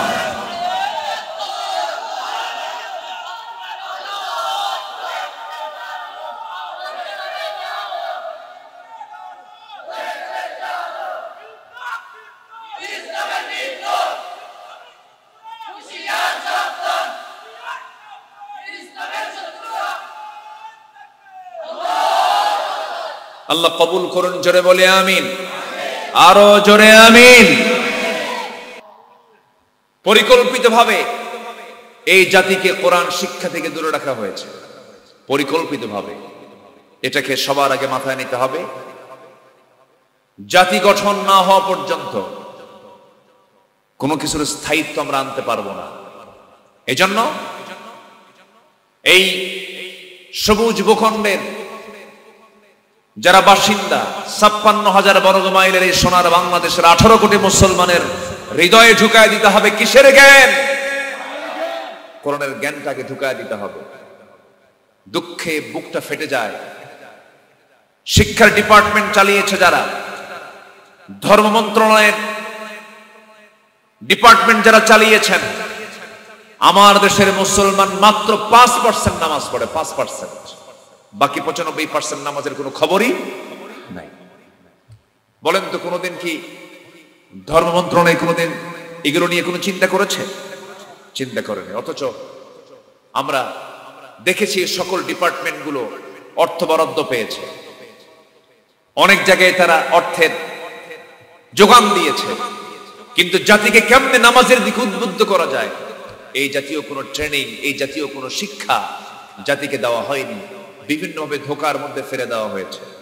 আমরা আগামীর দেশকে গড়তে চাই ইসলাম দিয়ে। জোরে বলি ইনশাআল্লাহ, আর জোরে বলি ইনশাআল্লাহ। আমার দিকে তাকান সম্মানিত বন্ধুগণ। আমরা ইবাদত করি, আমরা নামাজ পড়ি, আমরা রোজা রাখি, আমরা হজ করি, আমরা দান সদকা করি, আমরা মসজিদ মাদ্রাসা বানাই। অনেকে ভাবে কি জানেন, এগুলো কাজ করলেই ইবাদত হয়ে গেল। কিন্তু ইবাদতের সংজ্ঞা কি এটা? না। আমি যদি আমার স্ত্রীর সামনে দাঁড়িয়ে যদি একটা মুস্কি হাসি মারি, স্ত্রীকে সন্তুষ্ট করে, এটা কি ইবাদতের বাইরে? না এটাও ইবাদত? বলেন বলেন বলেন বলেন, এটাও ইবাদত। মানব জীবনের এমন কোনো কাজ নাই যে কাজে ইবাদত নাই। আমার বন্ধুগণ, আজকে আমার আলোচনার সাবজেক্ট হলো ইবাদত কবুল। ইবাদত কবুল করতে নিলে ইবাদত কবুলে কিছু অন্তরায় আছে, যে সমস্ত কাজগুলো করলে পরে আমার কোনো ইবাদত কবুল হবে না, যে অপকর্মের সঙ্গে আমার সম্পৃক্ততা থাকলে পরে আল্লাহ রাব্বুল আলামিন আমার কোনো কাজ কি কবুল করবেন না। মোটামুটি 10টা অপকর্ম থেকে যদি কোনো বান্দা নিজেকে পরহেজ রাখতে পারে, আল্লাহ রাব্বুল আলামিন ওই বান্দার ইবাদতগুলোকে কবুল করে নিয়ে তাকে জান্নাতের মেহমান বানায়া দিবেন। আসুন আমরা পয়েন্ট ভিত্তিক একটা একটা করে বিষয়গুলো জেনে নেই। আমার বন্ধুগণ, যে বান্দার মধ্যে এক নাম্বার মুনাফিকই থাকবে, তার কোনো ইবাদত কবুল হবে না। মুনাফিক বুঝি আমার দেশের নাই, তবে লোহাগাড়ায়, লোহাগাড়াতেও আছে। মুনাফিক কারে কয় কর? যার ভিতরটা একরকম, বাহিরটা আরেক রকম। এরকম লোক নাই? যে মিথ্যা কথা বলে সে মুনাফিক, যে ওয়াদা ভঙ্গ করে সে মুনাফিক, যে মুখ থেকে বেফাস কথা বলে সে মুনাফিক। এরকম লোক তো আমার দেশে খুবই কম। হ্যাঁ, আছে না নাই বলেন? তাহলে ওয়াজটা তো এগুলোই করা দরকার নাকি? যে রোগগুলো বেশি সে রোগের আলোচনা কম হওয়া দরকার না বেশি হওয়া দরকার? বেশি হওয়া দরকার। তাহলে আমার বন্ধুগণ, যদি আমরা কোনো ঘরে ঢুকে যদি দেখি এখানে গোবর, এখানে গোবর, এখানে গোবর, এখানে গোবর, সব জায়গায় গোবর দিয়ে ভরা, ভাবতে হবে এটা কি মানুষের ঘর না কিসের ঘর বলেন? গোয়াল ঘর। গরু সেখানে বসবাস করে, এই জন্য গোবর ছড়িয়ে ছিটিয়ে আছে। গোবর দেখে যেমন সিমটম প্রমাণ হয়ে যায় এটা গরুর ঘর। কোথাও ধোঁয়া দেখছি, ধোঁয়া উপর দিকে উঠতেছে, ধোঁয়া প্রমাণ করে নিচে কি আছে বলেন? আগুন আছে। ধোঁয়া ওড়া মানে নিচে আগুনের অস্তিত্ব আছে বলে সেখানে ধোঁয়া আমরা দেখতে পাচ্ছি। ঠিক তেমনি মুনাফিককে মুনাফিক হওয়ার জন্য কিছু সিমটম আছে। এই সমস্ত সিমটম গুলো যার মধ্যে থাকবে সে হচ্ছে মুনাফিক। আমার নবীজি মুনাফিকদের সিমটম গুলো তুলে ধরেছেন। আবার আল্লাহ রাব্বুল আলামিন মুনাফিককে চেনার জন্য একটা সূরা নাযিল করেছেন, যে সূরার নাম হলো সূরাতুল মুনাফিকুন। আল্লাহ রাব্বুল আলামিন নিজেই বলছেন মুনাফিক কারা? ইন্নাল মুনাফিকিনা লাকাযিবুন। মুনাফিকরাই একমাত্র সবচাইতে বেশি বড় মিথ্যাবাদী হয়। অতএব মিথ্যা রাজনীতি যারা করে, মিথ্যার সঙ্গে যাদের সম্পৃক্ততা আছে, মিথ্যার সঙ্গে যাদের সবকিছুর ওঠার বসা আছে, মিথ্যার সঙ্গে যাদের চলাফেরা আছে, এরাই হচ্ছে মুনাফিক। কার ভাষায়? আসতে বলবেন না, কার ভাষায়?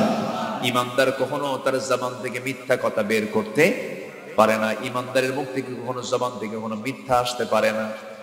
ইমানদারদের চেনার জন্য কিছু সিমটম আল্লাহ রাব্বুল আলামিন তুলে ধরেছেন। মুনাফিককে চেনার জন্য যেমন সূরা মুনাফিকুন দিয়েছেন, আবার ইমানদারকে চেনার জন্য সূরা মুমিনুন দিয়েছেন। মুমিন কারা? কোরআন সুন্দর করে জবাব দিচ্ছে, যারা পারেন ঠোঁট মিলে আমার সঙ্গে বলুন, قد أفلح المؤمنون الذين هم في صلاتهم خاشعون والذين هم عن اللغو معرضون والذين هم للزكاة فاعلون والذين هم لفروجهم حافظون إلا على أزواجهم أو ما ملكت أيمان। মুনাফিকরা অবহেলা করে নামাজ পড়ে, কিন্তু মুমিন যারা তারা নামাজ পড়ে খুশুর সঙ্গে কেঁদে কেঁদে নামাজ পড়ে, চোখ দিয়ে পানি পড়ে। ইন্নাস সালাতা কানাত আলাল মুমিনিনা কিতাবাম মাওকুতা। মুমিনরা সময় মতো নামাজ পড়ে, আস্তে আস্তে নামাজ পড়ে। যার নামাজটা যত সুন্দর হবে, ঈমান দ্বারা তত সুন্দর হয়ে যাবে। নামাজ হতে হবে সময় মতো। রাসূলকে প্রশ্ন করা হলো, ইয়া রাসূলুল্লাহ আইয়ুল আমালি হাব্বু ইলাল্লাহ, আল্লাহর কাছে প্রিয় জিনিসগুলো কি কি, প্রিয় আমলগুলো কি কি? রাসূল তিনটার কথা বলেন। কয়টার কথা বললেন?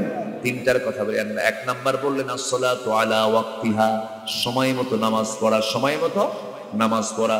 নাম্বার 2 হলো বিররুল ওয়ালিদাইন, পিতামাতার সঙ্গে সুন্দর আচরণ করা, সুন্দরভাবে পিতামাতার সঙ্গে কথা বলা, তাদের সঙ্গে সুন্দর আচরণ করা, তাদের জন্য সম্পদগুলো খরচ করা, তাদের জন্য সেবার জন্য প্রস্তুতি নেওয়া, নিজের সেবার জন্য দাঁড়িয়ে যাওয়া। বাপ মার জন্য মাসে মাসে শেষ বয়সে টাকার দরকার না, তাদের সেবার দরকার।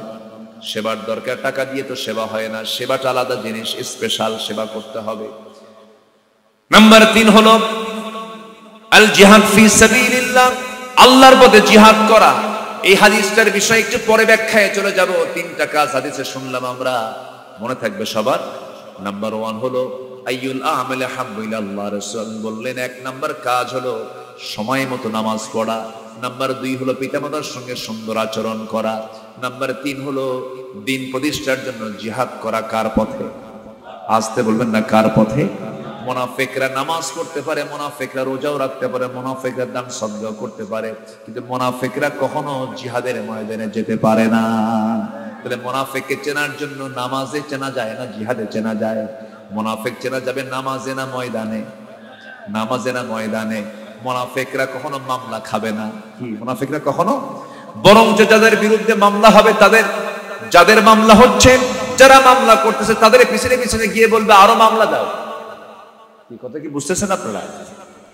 মুনাফিককে আল্লাহ রাব্বুল আলামিন স্পষ্ট করে দিয়েছেন, মুনাফিকদের চরিত্র স্পষ্ট করে দিয়েছেন। ওয়া ইদা লাকুল্লাযীনা আমানু ক্বালু আমান্না ওয়া ইদা খালাউ ইলা শায়াতিনিহিম ক্বালু ইন্না মাআকুম ইন্নামা নাহনু মুস্তাহজিউন ওয়া মিনান নাসি মান ইয়াকুলু আমান্না বিল্লাহি ওয়া বিল ইয়াউমিল আখির ওয়া মা হুম বিমুমিনিন।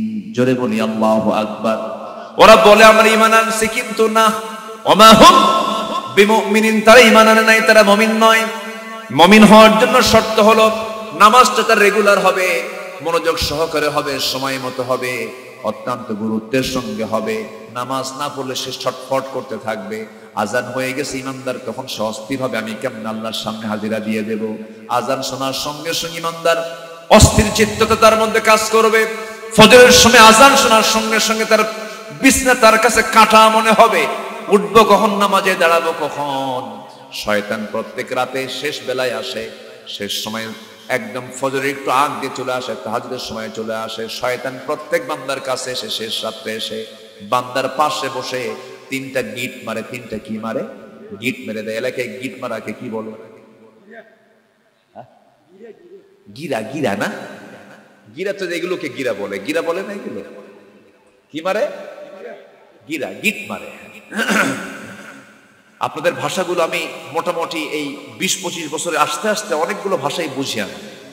এই যে বিভিন্ন গাছ-গাছালি লাগানোর পরে গাছ-গাছালি যেন ছাগল না খায়, এই জন্য বেড়া দেয় না, বেড়া, এটার নাম হলো টিয়ারা। টিয়ারা, ঠিক আছে না? কি নাম? টিয়ারা বলেন তো। এই ভাষা কি আছে কোথাও? পৃথিবীর কোথাও পাবেন না আপনি? কত ভাষা, আলহামদুলিল্লাহ। কি মারে শয়তান? কি মারে বলেন? গিট মারে, বাঁধন দিয়ে দেয়। কি দিয়ে দেয়? হ্যাঁ, বাঁধন দিয়ে দেয়। 3টা গিট মারে, গিট্টো মেরে দেয়। এই 3টা গিট মারার পরে শয়তান চুপ করে থাকি। আমরা শুরু বলছেন সাহাবীরা, শয়তান যে শেষ রাত্রে সে 3টা গিট মেরে দিল। এই 3টা গিট যদি ছোটতে চাও 3টা আমল করবা। নাম্বার 1 হলো যখন আজান দেবে সঙ্গে সঙ্গে তুমি যদি বিছনা থেকে তোমার পিঠটাকে যদি মাইনাস করতে পারো, 1টা গিট ছুটে গেল। ওযু বানাবে, 2 নাম্বার গিট ছুটে গেল। আবার ওযু করার পর যখন তুমি কষ্ট করে হলেও শীতের মধ্যে তুমি হেঁটে হেঁটে মসজিদের দিকে রওনা দিলা, নামাজে দাঁড়ায় গেলে নামাজ শুরু করার সঙ্গে সঙ্গে 3 নাম্বার গিট ছুটে গেল। 24 ঘন্টা শয়তান ওই বান্দার কাছে আর আসার সাহস পায় না। যেরকম সুবহানাল্লাহ, আরো জোরে বলি সুবহানাল্লাহ। তাহলে প্রত্যেক রাতে শয়তান যে ডিউটি মারে সেই ডিউটি কি সুযোগ দেব নাকি আমরা? এই 3 গিট ছুটায় দেব। 1 নাম্বার সময় মতো উঠবো, ওযু বানায় নেব। হয়তো বলবেন হুজুর যদি জায়গা না পাই, হ্যাঁ, বছরে 2-1 বার আপনি জায়গা নাও পেতে পারেন। আপনি হার্টের রোগী, ডাক্তার আপনাকে ডাক দিতে মানা করেছে, ভিন্ন কথা, কোনো সমস্যা নাই। ইন কুনতুম মারদা আও আলা সাফারিন, রোজার ক্ষেত্রে অসুস্থ হয়েছে, সফরে আছো, দরকার নাই। তুমি রোগী মানুষ, হার্টের রোগী, তোমাকে ডাকলে পরে তোমার দারুণ ক্ষতি হয়ে যাবে, অসুস্থ হয়ে পড়বে। না না, ডাকার দরকার নাই। তবে হ্যাঁ, যে আসল নামাজি মানুষ, আল্লাহ রাব্বুল আলামিন বিজ্ঞান বলতেছে প্রত্যেকটা মাথার মধ্যে আল্লাহ রাব্বুল আলামিন একটা অ্যালার্ম সেট করে দিয়েছেন, যখন কোনো বান্দা ঘুমাতে যায় সে যদি মনে করে আজকে ফজর নামাজের সময় আমাকে উঠতে হবে, নামাজ পড়তে হবে, আল্লাহ রাব্বুল আলামিন স্থায়ী অ্যালার্ম ঘড়ি আল্লাহ পাক প্রত্যেক বান্দার মাথার মধ্যে দিয়ে দিয়েছে। সে সঙ্গে সঙ্গে সেই সময় উঠে যায়। যেরকম সুবহানাল্লাহ। এই ছেলে, এই এই এই হটে যাও, হটে বসো, আমি কি শেষ করে দেব? হ্যাঁ, আলোচনা চালাই, জোরে বলি ইনশাআল্লাহ। বসুন না, কত সময় তো এদিক সেদিক চলে যায়। মুমিনকে চেনার সিমটম হলো আজান শুনবে ছটফট করবে, নামাজে যাব কখন, মনোযোগ দিয়ে নামাজ পড়বে। ওই নামাজি কখনো ইমামকে কখনো বলবে না ইমাম সাহেব নামাজটা তাড়াতাড়ি শেষ করেন, কিন্তু তাড়াতাড়ি শেষ করার জন্য কিছু মুসল্লি বলে, ইমামকে বলে, আসে না নাই বলে, আসতে বলবেন না, আসে না নাই। রমজান মাসে সালাতুত তারাবি আসে, তারাবির মানে হলো বিরতির নামাজ, আস্তে আস্তে পড়ে, কিন্তু আমার দেশের সালাতুত তারাবির নাম আমি দিছি হলো সালাতুত তাড়াতাড়ি। 10G গতি। কি গতি? 10G। ওরে বাপরে বাপ, কি গতি! 20 রাকাত নামাজ 10 মিনিটে শেষ। ইমাম যা কয় সে নিজেও বোঝে না, মুসল্লি তো বুঝবেই। রাকাত বড় বিষয় নয়, নামাজটা আপনার সুন্দর সহিহ হচ্ছে কিনা এর সবচাইতে বড় বিষয়। নামাজটাকে আস্তে আস্তে আমরা কন্টিনিউ করব, রুকুতে যাব সময় দেব, সেজদায় যাব সময় দেব, সুন্দর করে নামাজটা পড়বো আমরা। বছর 2 আগের কথা বলছি, মদিনার নবীজির মাকবারার পাশে দাঁড়িয়ে, মদিনার মসজিদ নববীতে দাঁড়িয়ে কিয়ামুল লাইল করছিলাম। তারাবির পরে সেখানে কিয়ামুল লাইল হয় শেষ রাতের দিকে। কিয়ামুল লাইলে নামাজে দাঁড়ায় গেলাম। বুড়ো একজন ইমাম, প্রায় 80 থেকে 90 বছর বয়সের ইমাম, বুড়ো মানুষ, তিনি তারাবির সেই কিয়ামুল লাইলে নামাজে দাঁড়িয়ে গেছেন। 2 রাকাত নামাজ শেষ হয়েছে মাত্র 39 মিনিট সময়। কত মিনিট? 39 থেকে 40 মিনিট সময় লেগেছে, সময় লেগেছে মাত্র 2 রাকাত নামাজ শেষ করতে। এরকম যদি 40 মিনিট সময় নিয়ে আমার দেশের কোন ইমাম যদি নামাজ পড়ায়, নামাজও শেষ, চাকরিও শেষ। বলবো হুজুর কাজ তো আপনার নাই, আমাদের তো কাজ আছে, টোপলা বাঁধেন যান। কিন্তু না না, যে প্রকৃতি ইমানদার তার কাছে তত বেশি মজা লাগবে, যার নামাজ যত লম্বা হবে সে তত মজা পেয়ে যাবে, তার কাছে বিরক্ত মনে হবে না। যখন আপনার কাছে বিরক্ত মনে হবে নামাজ কেন শেষ হয় না, নামাজ কেন শেষ হয় না, ভাবতে হবে আপনি নামাজের মধ্যে মজা পান নাই, নামাজের মধ্যে আপনি তৃপ্তি পান নাই। এই জন্য আমার নবীজি মাঝে মাঝে নফল নামাজ পড়তেন, এত লম্বা সময় চলে যেত। আম্মা জান আয়েশা সিদ্দিকা রাদিয়াল্লাহু আনহা একদিন দেখেন কোন এক রাতের আধারে রাসূল সিজদার মধ্যে পড়ে আছেন, নড়াচড়া বন্ধ হয়ে গেছে, নবীজি নড়েন না, চড়েন না।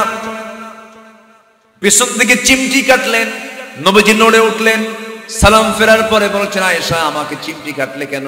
তিনি বলছেন ইয়া রাসূলুল্লাহি, আমার মন বলছিল আপনি সিজদায় পড়ে মারা গেলেন কিনা, এই জন্য আমি আপনাকে চিমটি কেটেছি। রাসূল বলছেন আয়েশা রে, আমি আমার চোখের পানি ফেলে ফেলে সিজদায় কান্দি, আমার উম্মতের জন্য, আল্লাহ যেন আমার উম্মত সবাইকে মাফ করে দেয়। আমার ভাইয়েরা, আমার বন্ধুগণ, নবীজি আমার জন্য দিওয়ানা ছিলেন, দুনিয়াতে আমার জন্য চোখের পানি ফেলে ফেলে কেঁদেছেন, কবরে শুয়ে শুয়ে কাঁদতেছেন। কাল হাসরের ময়দানে সবাই বলবে নাফসি নাফসি, শুধু একজন মাত্র ব্যক্তি বলবেন উম্মতি উম্মতি, তিনি হচ্ছেন মুহাম্মদ সাল্লাল্লাহু আলাইহি ওয়াসাল্লাম। সে নবীর প্রতি মুহাব্বতটা বাড়াতে হবে, আল্লাহর সঙ্গে মুহাব্বত তৈরি করার জন্য নামাজটাকে কন্টিনিউ করতে হবে। নাম্বার 2 হলো ওয়াল্লাযীনা হুম আনিল লাগবি মুআরিদুন, যারা অনর্থক কোনো কথা জিহ্বা থেকে বের করবে না, বাজে কোনো কথা বলবে না, মুখ থেকে যা বলবে দলিল হওয়ার মতো কথা বলবে। দলিল লেখক, দলিলের মধ্যে কি বাজে কোনো কথা লেখে নাকি? দলিল লেখক যেমন চিন্তা করে করে একটা শব্দ সে অতিরিক্ত লেখে না, কারণ ভুল হলে পরে দলিলটা বাতিল হয়ে যাবে। তেমন ইমানদার যখন কোনো কথা বলবে সে মার্জিত করে কথা বলবে, একটা বাজে কথা সে বলবে না। এই পৃথিবীতে একজন মানুষ যার জীবনে একটা বাজে কোনো শব্দ উচ্চারণ মুখ থেকে বের হয় নাই, একটা মিথ্যা কৌতুক করে বের হয় নাই, তিনি কে বলুন তো? মুহাম্মদ সাল্লাল্লাহু আলাইহি ওয়াসাল্লাম। নবীজির মুখ থেকে কোনো বাজে কথা বের হয় নাই, কোনো গালি বের হয় নাই, একটা অপ্রয়োজনীয় কথা বের হয় নাই। কিন্তু দুঃখজনক হলো সত্য, আজকের শুধু সাধারণ মানুষ নয়, আমার দেশে কিছু আলোচকও আছে, এই সমস্ত মঞ্চে বসে কথা বলেন, এত বাজে কথা বলে, আছে না? আসতে বলবেন না, আছে না নাই? আমি প্রযুক্তির কল্যাণে তাদের উদ্দেশ্য করে কিছু বলতে চাই। বিশ্বনবীর আপনি উম্মত, আপনি কি আলেম নামে মানুষ চিনে জানে, কিন্তু আপনার মুখের ভাষা হওয়া উচিত আমার নবীজির মুখের ভাষাকে মডেল করে, আমার নবীর সুন্নাহকে ফলো করে। কিন্তু আমার দেশের কিছু কাঠমোল্লা আছে, মঞ্চে উঠেই গালিগালাজ শুরু হয়ে যায়। ও কি জানে, ও কি জানে, ও ছাগল, ও গরু, ও তো আরেক রাম ছাগল। আছে না এরকম? আছে না? কেন? ফতুয়া দিতে দিতে 2 ঘন্টা চলে গেল, জাতি কিছুই পেল না। এটা হারাম, ওটা হারাম, ওটা হারাম, ওটা হারাম। আমার মনে হয় ওদের কিতাবের নামই আছে কিতাবুল হারাম। আছে না কিছু? আছে না বলেন? হতাশার দিকগুলো কথা বলে, খেলা হতাশা নিয়ে কথা বলে, আশার দিকের কোনো কথা নাই। নূরের মাঠে নিয়ে মারামারি করতে করতে জাম শেষ, মিলাদ কিয়াম নিয়ে মারামারি করতে করতে জাম শেষ। এই দিক দিয়ে সুদের কারবার চলছে হরদ। আমি কি ভুল বলছি কথাগুলো? একজন বলতেছে নাফিতে হাত বাঁধা যাবে না, এটা হারাম। আরেকজন বলছে বুকে হাত বাঁধা যাবে না, এটা হারাম। দুইজন দুই দিকের ফতুয়া দেওয়াতে সলিমুদ্দি এখন নামাজ পড়বে কেমন? নামাজ পড়তে গেছে, এখন নাভিতেও হাত বাঁধা হারাম, বুকে হাত বাঁধা হারাম। এখন কোথায় হাত বাঁধে সে? আল্লাহু আকবার, কপালে হাত নিছে। কোথায়? কপালে। তো আপনার ফতুয়ার কারণে যদি হাত যদি কপালে চলে যায়, তাহলে এই ফতুয়া তো আপনার জন্য, আপনি জাতির জন্য ক্ষতির কারণ বানায় দিলেন। ফতুয়াবাজি চলবে না আমার দেশে। বৃহত্তর স্বার্থের দিকে চিন্তা করে, উখুয়াতকে প্রাধান্য দিয়ে, ভ্রাতৃত্বের বন্ধন তৈরি করে, সকল ছোটখাটো ভেদাভেদকে দূর করে দিয়ে, সকল অনৈক্যের প্রাচীরকে চুরমার করে দিয়ে, একটাই লক্ষ্য, কালিমাতুল্লাহিল উলিয়া, আল্লাহর কালিমাকে বুলন্দ করার জন্য, আল্লাহর জমিনে আল্লাহর বিধানগুলোকে বাস্তবায়ন করার জন্য এক প্ল্যাটফর্মে সবাইকে হাজির হতে হবে। এটাই হচ্ছে ভবিষ্যৎ বাংলাদেশের মুক্তির একমাত্র পথ, ঠিক কিনা? এই পথে আমরা এগোবো। জোরে বলি ইনশাআল্লাহ। অনর্থক কোনো কথা মুখ থেকে বলবো না, জোরে বলি ইনশাআল্লাহ। জি, অনর্থক কোনো কথা আমরা মুখ থেকে বের করব না, বাজে কোনো কথা মুখ থেকে বের হওয়া যাবে না। নাম্বার 3 হলো ওয়াল্লাযীনা হুম লিয-যাকাতি ফাঈলুন, যাকাতটাকে ফরজ মনে করে আদায় করবে যারা, তারা হলো ঈমানদার। যাকাতের হুকুম কে দিয়েছেন বলেন? আসতে বলবেন না। যাকাতের হুকুম কে দিয়েছেন? ইসলামের ভিত্তি কয়টা? ইসলামের স্তম্ভ কয়টা?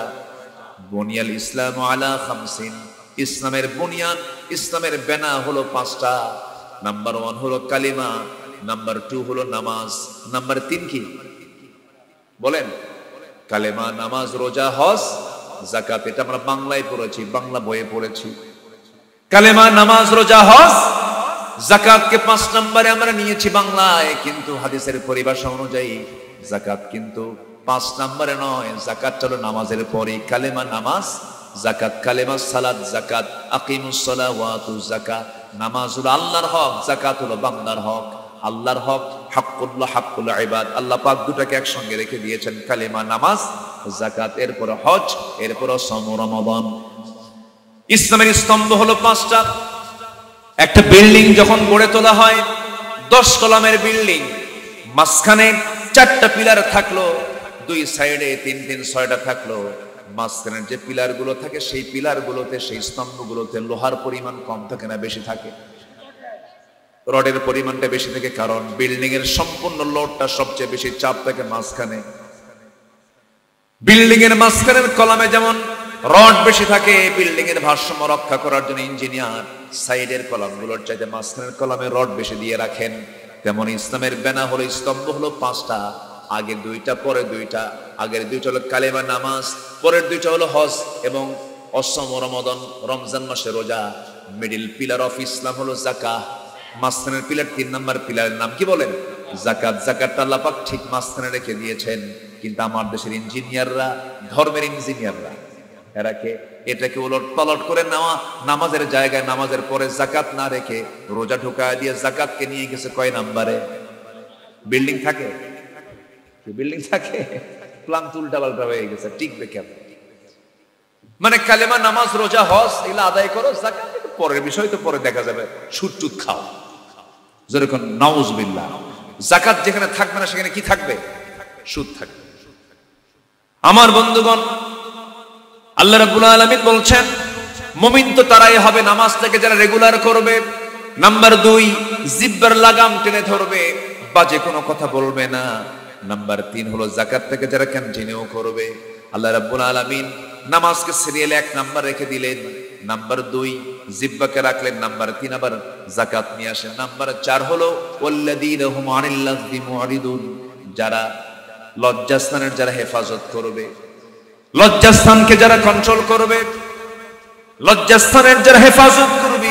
ইল্লা আলা আজওয়াজিহিম, তবে হ্যাঁ স্ত্রী সেটা ভিন্ন বিষয়। স্ত্রীকে আল্লাহ রাব্বুল আলামিন বৈধতা দিয়ে দিয়েছেন। হিজাব কবুলের মধ্য দিয়ে যদি কেউ বিয়ে করে নেয় তাতে কোনো সমস্যা হবে না, এটা সওয়াবের কারণ হয়ে যাবে। কিন্তু স্ত্রী ব্যতীত অন্য কোনো স্ত্রী, অন্য কোনো নারীর সঙ্গে যখন কেউ মিলিত হবে তখন এটা কি রহমত হবে না গজব হবে? এই গজবের ফলাফল হলো থাইল্যান্ড। এই গজবের ফলাফল কি? থাইল্যান্ড। থাইল্যান্ডে কি হয়ে গেল? আর্থকোয়েক হয়নি, ভূমিকম্প হয়নি, জানেন না আপনারা? কি অহংকারী মানে বিল্ডিং গুলো, কি উঁচু বড় বড় দালান গুলো, মাল্টি স্টোরেড বিল্ডিং গুলোকে আল্লাহ পাক একদম মানে মাটির সঙ্গে মিশায় দিলেন, যেন একদম ধুলার মতো করে একদম ধুলা বানায় দিলেন, মাটির সঙ্গে মিশায় দিলেন। ভূমিকম্প যখন হয় মাথায় রাখতে হবে, এই সমস্ত আযাব যখন আসে তখন ভাবতে হবে সেই জমিনে জিনার পরিমাণ বেড়েছে, বাদ্যযন্ত্রের পরিমাণ বেড়েছে, জুলুমের পরিমাণ বেড়েছে। আল্লাহ পাক এটা সিগন্যাল আকারে দেন। এই সিগন্যাল আমাদেরকে সতর্ক করেন যে আমরা যেন ভালো হয়ে যাই। সম্মানিত ভাইয়েরা, থাইল্যান্ড, মায়ানমার এগুলো কি বেশি দূরের দেশ? আমার দেশ থেকে কি বেশি দূরে নাকি? বলেন বেশি দূরে। রোহিঙ্গারা কোন দেশে? বলেন কোন দেশে? মায়ানমারের না? এই তো পাশাপাশি দেশে, পাশাপাশি কিন্তু ঘটে গেছে অনেক কিছু। আমার দেশের যদি পুরাতন ঢাকায় যদি ওইরকম না, আর ওর চেয়ে কম তাপমাত্রা, কম মাত্রায় যদি ভূমিকম্প হয় একদম মাটির সঙ্গে একদম সমান হয়ে যাবে। সম্মানিত ভাইয়েরা, সম্মানিত বন্ধুগণ, এই আযাব গজব থেকে বাঁচার জন্য লজ্জাস্থানের হেফাজত করার দরকার আছে না? জিনা থেকে জাতিকে বাঁচাতে হবে, গুনাহ থেকে জাতিকে বাঁচাতে হবে, সৎ নেতৃত্ব গড়ে তুলতে হবে। লাফাতাহনা আলাইহিম বারাকাতিন মিনাস সামাই ওয়াল আরদ, আল্লাহ পাক তাহলেই আকাশ এবং জমিনের রহমতের দরজা খুলে দিবেন। জোরে বলুন সুবহানাল্লাহ। নাম্বার 5 হলো ওয়াল্লাযীনা হুম লিআমানাতিহিম ওয়া আহদিহিম রাউন ওয়াল্লাযীনা হুম আলা সালাওয়াতিহিম ইউহাফিজুন উলাইকা হুমুল ওয়ারিসুন আল্লাযীনা ইয়ারিসুনাল ফিরদাউসা হুম ফিহা খালিদুন। নাম্বার 5 হলো যারা কি করবে? আমানত ঠিক রাখবে, আমানতদারিতা যারা ঠিক রাখবে।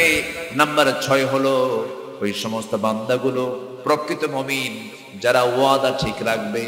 আমার বন্ধুগণ, এই 54 বছরে যারা ক্ষমতায় ছিল তারা কি ওয়াদা ঠিক রাখছে না ভঙ্গ করছে? বলেন বলেন বলেন। ওয়াদা ঠিক রেখেছে না ভঙ্গ করেছে? আমার বন্ধুগণ, যারা ওয়াদা ভঙ্গ করবে তাদের সঙ্গে আমাদের কোনো সম্পর্ক নাই। বাজে কোনো কথা আমরা, বাজে কোনো ওয়াদা আমরা আর শুনবো না। দেখেন না 16 বছরে যারা ক্ষমতায় ছিল মাঝখানে সেই নেত্রী বলেছিলেন প্রয়োজনে আমরা মদিনার সনদে দেশ চালাবো। দেখছেন কিসের সনদে দেশ চালাবো? দলটা কি ইসলামী দল? মদিনার সনদ যে কয় এটা কি সত্য কথা না ভণ্ডামি কথা? বলেন তো। ভণ্ডামি কথা। এরকম করে বাজে কথা আমরা বহু শুনেছি, বাজে ওয়াদা আমরা বহু শুনেছি। আমার বন্ধুগণ, ওয়াদা ভঙ্গকারী ইমানদার হতে পারে না, আমাদের খেয়ানতকারী ইমানদার হতে পারে না। নাম্বার 7 হলো আল্লাহ রাব্বুল আলামিন বলেন প্রকৃত মুমিন তো তারাই ওয়াল্লাযীনা হুম আলা সালাওয়াতিহিম ইউহাফিজুন, ওই সমস্ত বান্দাগুলো যারা মুমিন, যারা নামাজের ক্ষেত্রে যত্নবান হবে। এই 7টা গুণ আছে যারা আল্লাহ রাব্বুল আলামিন নিজে ওয়াদা করছেন। ওয়াদাটা কার? আসতে বলবেন না কার? ইন্নাল্লাহা লা ইউখলিফুল মিআদ। দুনিয়ার মানুষের ওয়াদা ভঙ্গ হতে পারে কিন্তু আল্লাহর ওয়াদা কখনো ভঙ্গ হবে না। তিনি বলছেন উলাইকা হুমুল ওয়ারিসুন আল্লাযীনা ইয়ারিসুনাল ফিরদাউসা হুম ফিহা খালিদুন। আল্লাহ রাব্বুল আলামিন বলেন, এই সমস্ত বান্দাগুলোকে আমি আল্লাহ জান্নাতের ওয়ারিস বানায় দিলাম। এই সমস্ত বান্দাগুলোকে আমি আল্লাহ জান্নাতুল ফিরদাউসের মেহমান বানায় নেব, যাদের মধ্যে 7টা গুণ থাকবে। আমার বন্ধুগণ, মুনাফিক যারা হবে তাদের মধ্যে এই সমস্ত গুণগুলো পাওয়া যাবে না।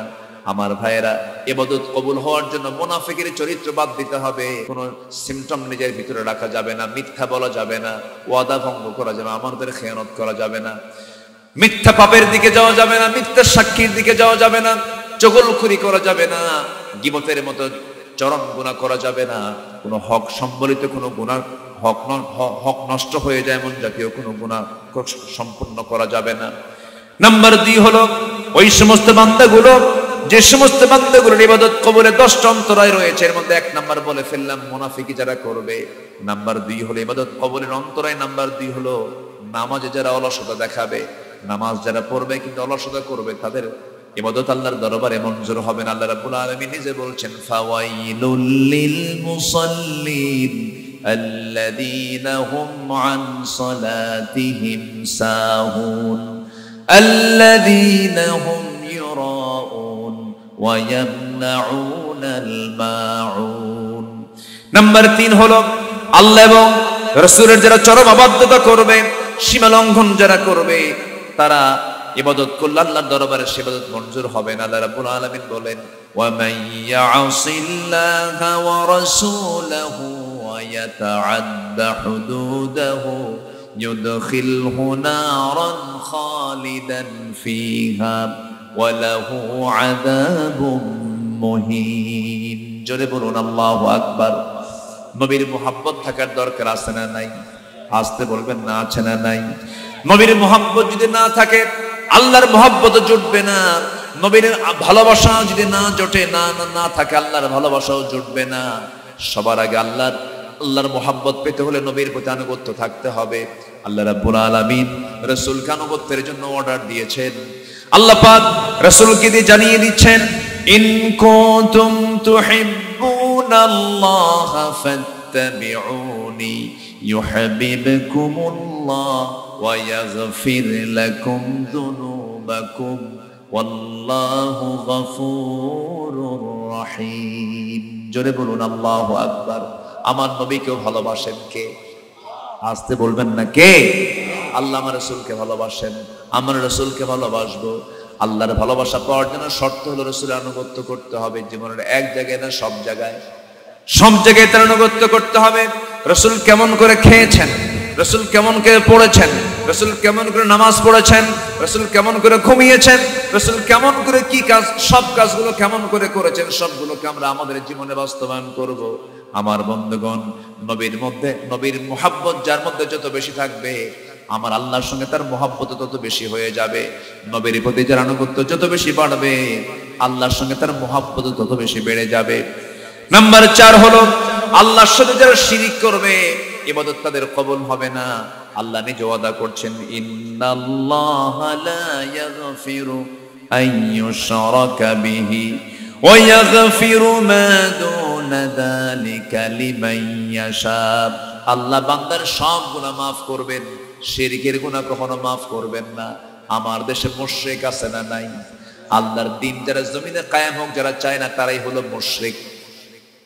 কি আসতে কোন কেন? আমরা হয়তো মুশরিক ভাবি কাকে জানেন? ওই পূজা মণ্ডপে গিয়ে যারা পূজা করে, মূর্তি যারা সামনে রেখে যারা পূজা করে, ওরাই হলো মুশরিক না। আমার দেশে বহু নামাজি মুশরিকও আছে, আছে না নাই? রোজাদার মুশরিক আছে, নামাজি মুশরিক আছে। কারা নামাজ পড়ছে, রোজা রাখছে, কিন্তু দুনিয়ার আইনকে বিশ্বাস করে, আল্লাহর আইনকে মানে না, আল্লাহর আইন বাস্তবায়ন হোক এটা যারা চায় না, এরা হলো মুশরিক। এরা কি মুশরিক? ওয়ামান লাম ইয়াহকুম বিমা আনজালাল্লাহু ফাউলাইকা হুমুয যালিমুন। আল্লাহর দেওয়া বিধান অনুযায়ী বিচার কার্য যারা ফয়সালা করবে না, তারাই হলো জালিম। জালিম তাকে বলে যে মুশরিক, মুশরিক যার নাম, জালিমও তার নাম। ইয়া বুনাইয়া লা তুশরিক বিল্লাহ ইন্নাশ শিরকা লাযুলমুন আযীম। শিরক হলো মস্ত বড় জুলুম। বলেন, শিরক মস্ত বড় কি? জুলুম। আল্লাহ রাব্বুল আলামিন আরেক জায়গায় বলছেন, ওয়াল্লাযীনা আমানু ওয়া লাম ইয়ালবিসু ঈমানাহুম বিযুলমিন উলাইকা লাহুমুল আমনু ওয়া হুম মুহতাদুন। জোরে বলুন আল্লাহু আকবার। শিরকের ধারে পাশে আমরা যাব না। শিরিক আছে যার জাহান্নাম হয়ে যাবে তার, শিরিক নাই যার জান্নাত বরাদ্দ তার। আল্লাহু আকবার বলেন। আমার বন্ধুগণ, মারাত্মক গুনাহ শিরকের গুনাহ। আল্লাহ রাব্বুল আলামিন নিজে ওয়াদা করছেন, বান্দা আল্লাহ তুশরিক বি শাইআন, তুই আমার সামনে শিরিক মুক্ত হয়ে আয়, আমি তোর সমস্ত গুনাহ মাফ করে আমি তোকে জান্নাত দিয়ে দেব। জোরে কোন সুবহানাল্লাহ। আমার বন্ধুগণ, সেই জমিন আল্লাহর দিন কায়েমের জন্য সাহাবায়ে কেরাম যত ত্যাগ স্বীকার করেছেন, আমাদেরকে সেখান থেকে শিক্ষা নেওয়ার দরকার আছে। এই দিন প্রতিষ্ঠার জন্য তারা শিরিক মুক্ত সমাজ গঠন করেছেন। দুনিয়ার তন্ত্রমন্ত্রকে পরাজিত করে দিনকে বিজয়ী করার জন্য তারা ঘর বাড়ি পর্যন্ত ছেড়েছেন, দেশ ছেড়েছেন, ব্যবসা বাণিজ্য ছেড়েছেন। মক্কার মুহাজিররা সব হিজরত করে সব চলে গেছেন কোথায়? মদিনায়। বউ নাই, সন্তান নাই, একমাত্র লক্ষ্য ছিল এই জমিনটা যার হুকুম চলতে হবে তার। আমার দেশে আইন চলতেছে এখন মানুষের না আল্লাহর। বলেন বলেন বলেন বলেন, মানুষের। আমাদের দায়িত্ব হলো জমিন আইন চলতে হবে কার? আল্লাহর আইন প্রতিষ্ঠা কেমনি হবে না, আমাদেরকে কাজ করতে হবে, আমাদের চেষ্টা করতে হবে। সাহায্য করবেন কে? আসতে বলবেন না, সাহায্য করবেন কে? আল্লাহ সাহায্য করেছেন বদরে, সাহায্য করেছেন হুনাইনে, সাহায্য করেছেন খন্দকে, সাহায্য করেছেন উহুদে। সব জায়গায় আল্লাহর সাহায্য এসেছে, আমার নবীজির বিজয় এসেছে। আমার বন্ধুগণ, দিন তো এমনি এমনি কায়েম হবে না, দিন তো এমনি এমনি বিজয়ী হবে না। দিন কায়েমের জন্য যদি নবীজির দেহ থেকে যদি রক্ত ঝরানোর প্রয়োজন হয়, দান্দার মোরগ যদি শহীদ করতে হয়, তেমনি জমিনের দিন কায়েমের জন্য যদি আমাদের দেহ থেকে রক্ত ঝরাতে হয়, সবাইকে রাজি আছেন? সবাইকে রাজি আছেন? আল্লাহ কবুল করুন, জোরে বলি আমিন। নামাজ যেমন ফরজ, রোজা যেমন ফরজ, দিন কায়েমের সংগ্রাম করা তেমনি ফরজ। জোরে করে আল্লাহু আকবার।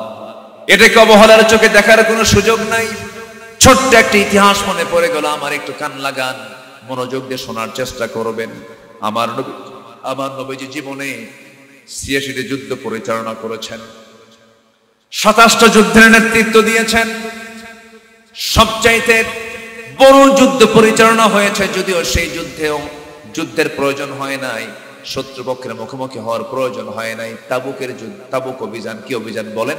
তাবুক অভিযান। আমার নবীজি তাবুক অভিযানে বের হলেন ৩০,০০০ সৈন্য নিয়ে। কত হাজার? ৩০,০০০ সৈন্য নিয়ে, ৩০,০০০ সাহাবী নিয়ে রওনা হলেন। রোমানদের বিরুদ্ধে যুদ্ধ শুরু হবে, কিন্তু যুদ্ধ হলো না। বিনা যুদ্ধে আমার নবীজি আবার তাবুক থেকে মদিনার দিকে ফিরে আসলেন। আমার নবীজি মদিনায় ফিরে আসেন, সঙ্গে সঙ্গে একজন সাহাবী, কাব বিন মালিক তার নাম। এই সাহাবী করলেন কি লম্বা হাদিস।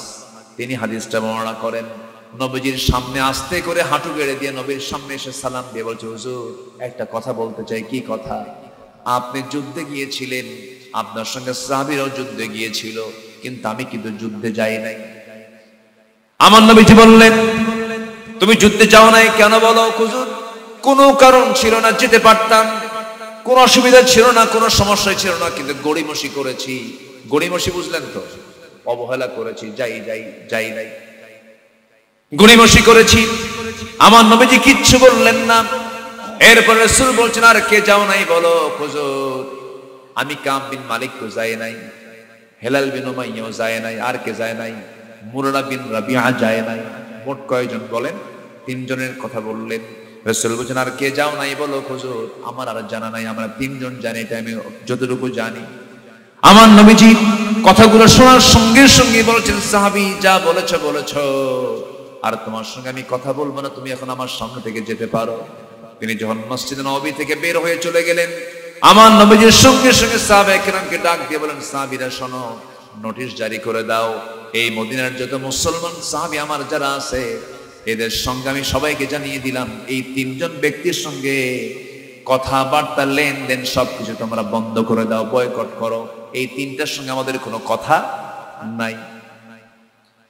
আমার নবীজি যখন বয়কটের ডাক দিলেন, কাব বিন মালিকের কানে সংবাদ চলে গেল। নিজে এসে নবীর কাছে নিজের দুর্বলতা প্রকাশ করলেন, মাফ চাওয়ার জন্য আসলেন, কিন্তু আমার নবীজি তাকে মাফ করলেন না, বরং উল্টা বয়কটের ডাক দিলেন। কাব বিন মালিক রাদিয়াল্লাহু আনহু তিনি করলেন কি, মসজিদ থেকে বের হয়ে সোজা বাড়ির দিকে রওনা করলেন। দরজার কাছে গিয়ে বলছেন, স্ত্রী দরজা খুলে। আমি কাব বিন মালিক ভিতর থেকে দরজা না খুলেই স্ত্রী তাকে লক্ষ্য করে বলছে, স্বামী আমার, আমি দরজা খুলবো, আপনার ঘর আপনার বাড়ি, দরজা কি আর না খুলে থাকা যায় নাকি? দরজা খুলবো, তবে শর্ত হলো এই দিকের দরজা খুলে আমি আপনাকে ঘরের মধ্যে ঢুকতে বলবো, কিন্তু পিছনের দরজা দিয়ে আমি আপনার স্ত্রী বের হয়ে যাব, কারণ যে লোকটাকে রাসূল বয়কট করেছে আমিও তাকে বয়কট করতে বাধ্য হলাম। কি কথা কি বুঝতে পারতেছেন? বলেন তো, কাব বিন মালিকের নামাজের কোনো অভাব আছে নাকি? তিনি তো সাহাবী ছিলেন, একটু গড়িমসি করেছেন। সূরা তাওবার প্রেক্ষাপট। আমার বন্ধুগণ, আমার নবীজি এই কথা বলার সঙ্গে সঙ্গে স্ত্রী পর্যন্ত তাকে বয়কট করা শুরু করলেন। ঘরের মধ্যে আর তিনি ঢুকলেন না। ঘরের দরজা থেকে আবার তিনি ঘুরে আসলেন, সামনের দিকে তাকায় দেখেন ছোট্ট দুইটা বাচ্চা, তার 11 বছরের 13 বছরের ছোট্ট ছোট্ট বাচ্চা। সন্তানগুলোকে ডাকতেছেন, ও আমার কলিজার টুকরো সন্তান, এদিকে আসো। সন্তানগুলো বলছে, আব্বা যাব না, কারণ যে ব্যক্তিকে রাসূল বয়কট করেছেন আমরাও তাকে বয়কট করলাম। কাব বিন মালিকের চোখের পানি ফুরায় না, কাঁদতে কাঁদতে দিন কাটে রাত কাটে, সিজদার মধ্যে তওবা করে আল্লাহর কাছে রোনাজারি করতে থাকেন। ওইদিকে হেলাল বিন উমাইয়ার কানে সংবাদ চলে গেছে, তার বয়স 75 বছর। কত বছর বলেন? 75 বছরের বুড়া মানুষ, নবীর চাইতে বয়সে বড় হেলাল বিন উমাইয়া রাদিয়াল্লাহু তাআলা আনহু যখন শুনতে পেলেন, নিজের ঘর থেকে রশি বের করলেন, রশি বের করে চলে গেলেন, মসজিদ নববীর সামনে গিয়ে দাঁড়ালেন, একটা খুঁটির সাথে দড়িটা বেঁধে ফেললেন। দড়ি বেঁধে তার অপর প্রান্তের দড়ি দিয়া নিজের দুটো হাত স্বেচ্ছায় বেঁধে ফেলে বলছেন, হেলাল বিন উমাইয়ারে, তোর চাইতে বড় বড় কপাল মানুষ এই দুনিয়া তার দ্বিতীয়টা নাই, যার বিরুদ্ধে নবীজি বয়কটের ডাক দিয়েছে। সামনে নিজে স্বেচ্ছায় তার হাতটা বেঁধে ফেলে দিলেন। সমস্ত সাহাবীরা দরজার সামনে দিয়ে মসজিদের মধ্যে যায়। হেলাল বিন উমাইয়া সালাম দেন, কেউ সালামের জবাবটা পর্যন্ত দেয় না। হেলাল বিন উমাইয়ার কলিজা ফেটে যাচ্ছিল, বারবার তিনি কষ্ট পাচ্ছে, হারে আল্লাহ তুমি আমারে মাফ করে দাও, বারবার চোখের পানি ফেলে ফেলে কাঁদতেছেন। ওইদিকে মুরারা বিন রাবিয়া রাদিয়াল্লাহু তাআলা আনহু পাহাড়ে গুহার মধ্যে সিজদায় পড়ে পড়ে ডুকরে ডুকরে কাঁদতেছেন, চিৎকার মেরে মেরে কাঁদতেছেন। এই তিনজন সাহাবীর চোখের পানি, কান্নার পানি কেউ না শুনলেও শুনে ফেললেন। এক পর্যায়ে আল্লাহ রাব্বুল আলামিন, এক পর্যায়ে আল্লাহর পক্ষ থেকে আয়াত নাযিল হলো, আলা সালাতাতিল্লাযিনা খুল্লিফু। যখন এই আয়াতটা যখন নাযিল হয়েছে, আমার নবীজি আনন্দ দেখে কেন নবীজি চিৎকার মেরে দাঁড়ায় গেলেন আর বলছেন, ওমর রে এদিকে আসো, আমি তিনজনকে না মাফ করলেও আল্লাহ রাব্বুল আলামিন তাদের তওবাকে কবুল করে নিয়েছে। এখান থেকে একটা শিক্ষা আমরা নেব। বলুন তো, এই তিন সাহাবীর নামাজের কোনো অভাব ছিল নাকি? আস্তে কর। রোজার কোনো অভাব ছিল নাকি? দান সদ্দের কোনো অভাব ছিল নাকি? নবীর প্রতি মুহাম্মদের কোনো অভাব ছিল নাকি? শরীয়তের কোনো বিধান মানতে কোনো অভাব ছিল নাকি? শুধুমাত্র জিহাদের ময়দানে আমার নবীজি 30,000 সৈন্য নিয়ে চলে গেছেন, সেই জায়গায় মাত্র 3 জন যায় না। রাসূল ইচ্ছা করলে বলতে পারতেন, সাহাবীরা শোনো, 30,000 সৈন্য নিয়ে গেছে, মাত্র 3 জন যাওয়া নাই। এবং সেই যুদ্ধে গেছিলাম আমরা, যুদ্ধ সংগঠিত হয় নাই, মোকাবেলা হয় নাই, অতএব সমস্যা নাই। কিন্তু রাসূল তা না বলে তাদেরকে ধরলেন এই জন্য, কারণ খবরদার খবরদার, দিন কায়েমের সংগ্রামে চুল পরিমাণ অবহেলার সুযোগ নাই। ঠিক কি না? আসেন শেষ করে দিই নাকি? হ্যাঁ, একটু জিকির করি, লা ইলাহা, আরো জোরে লা ইলাহা,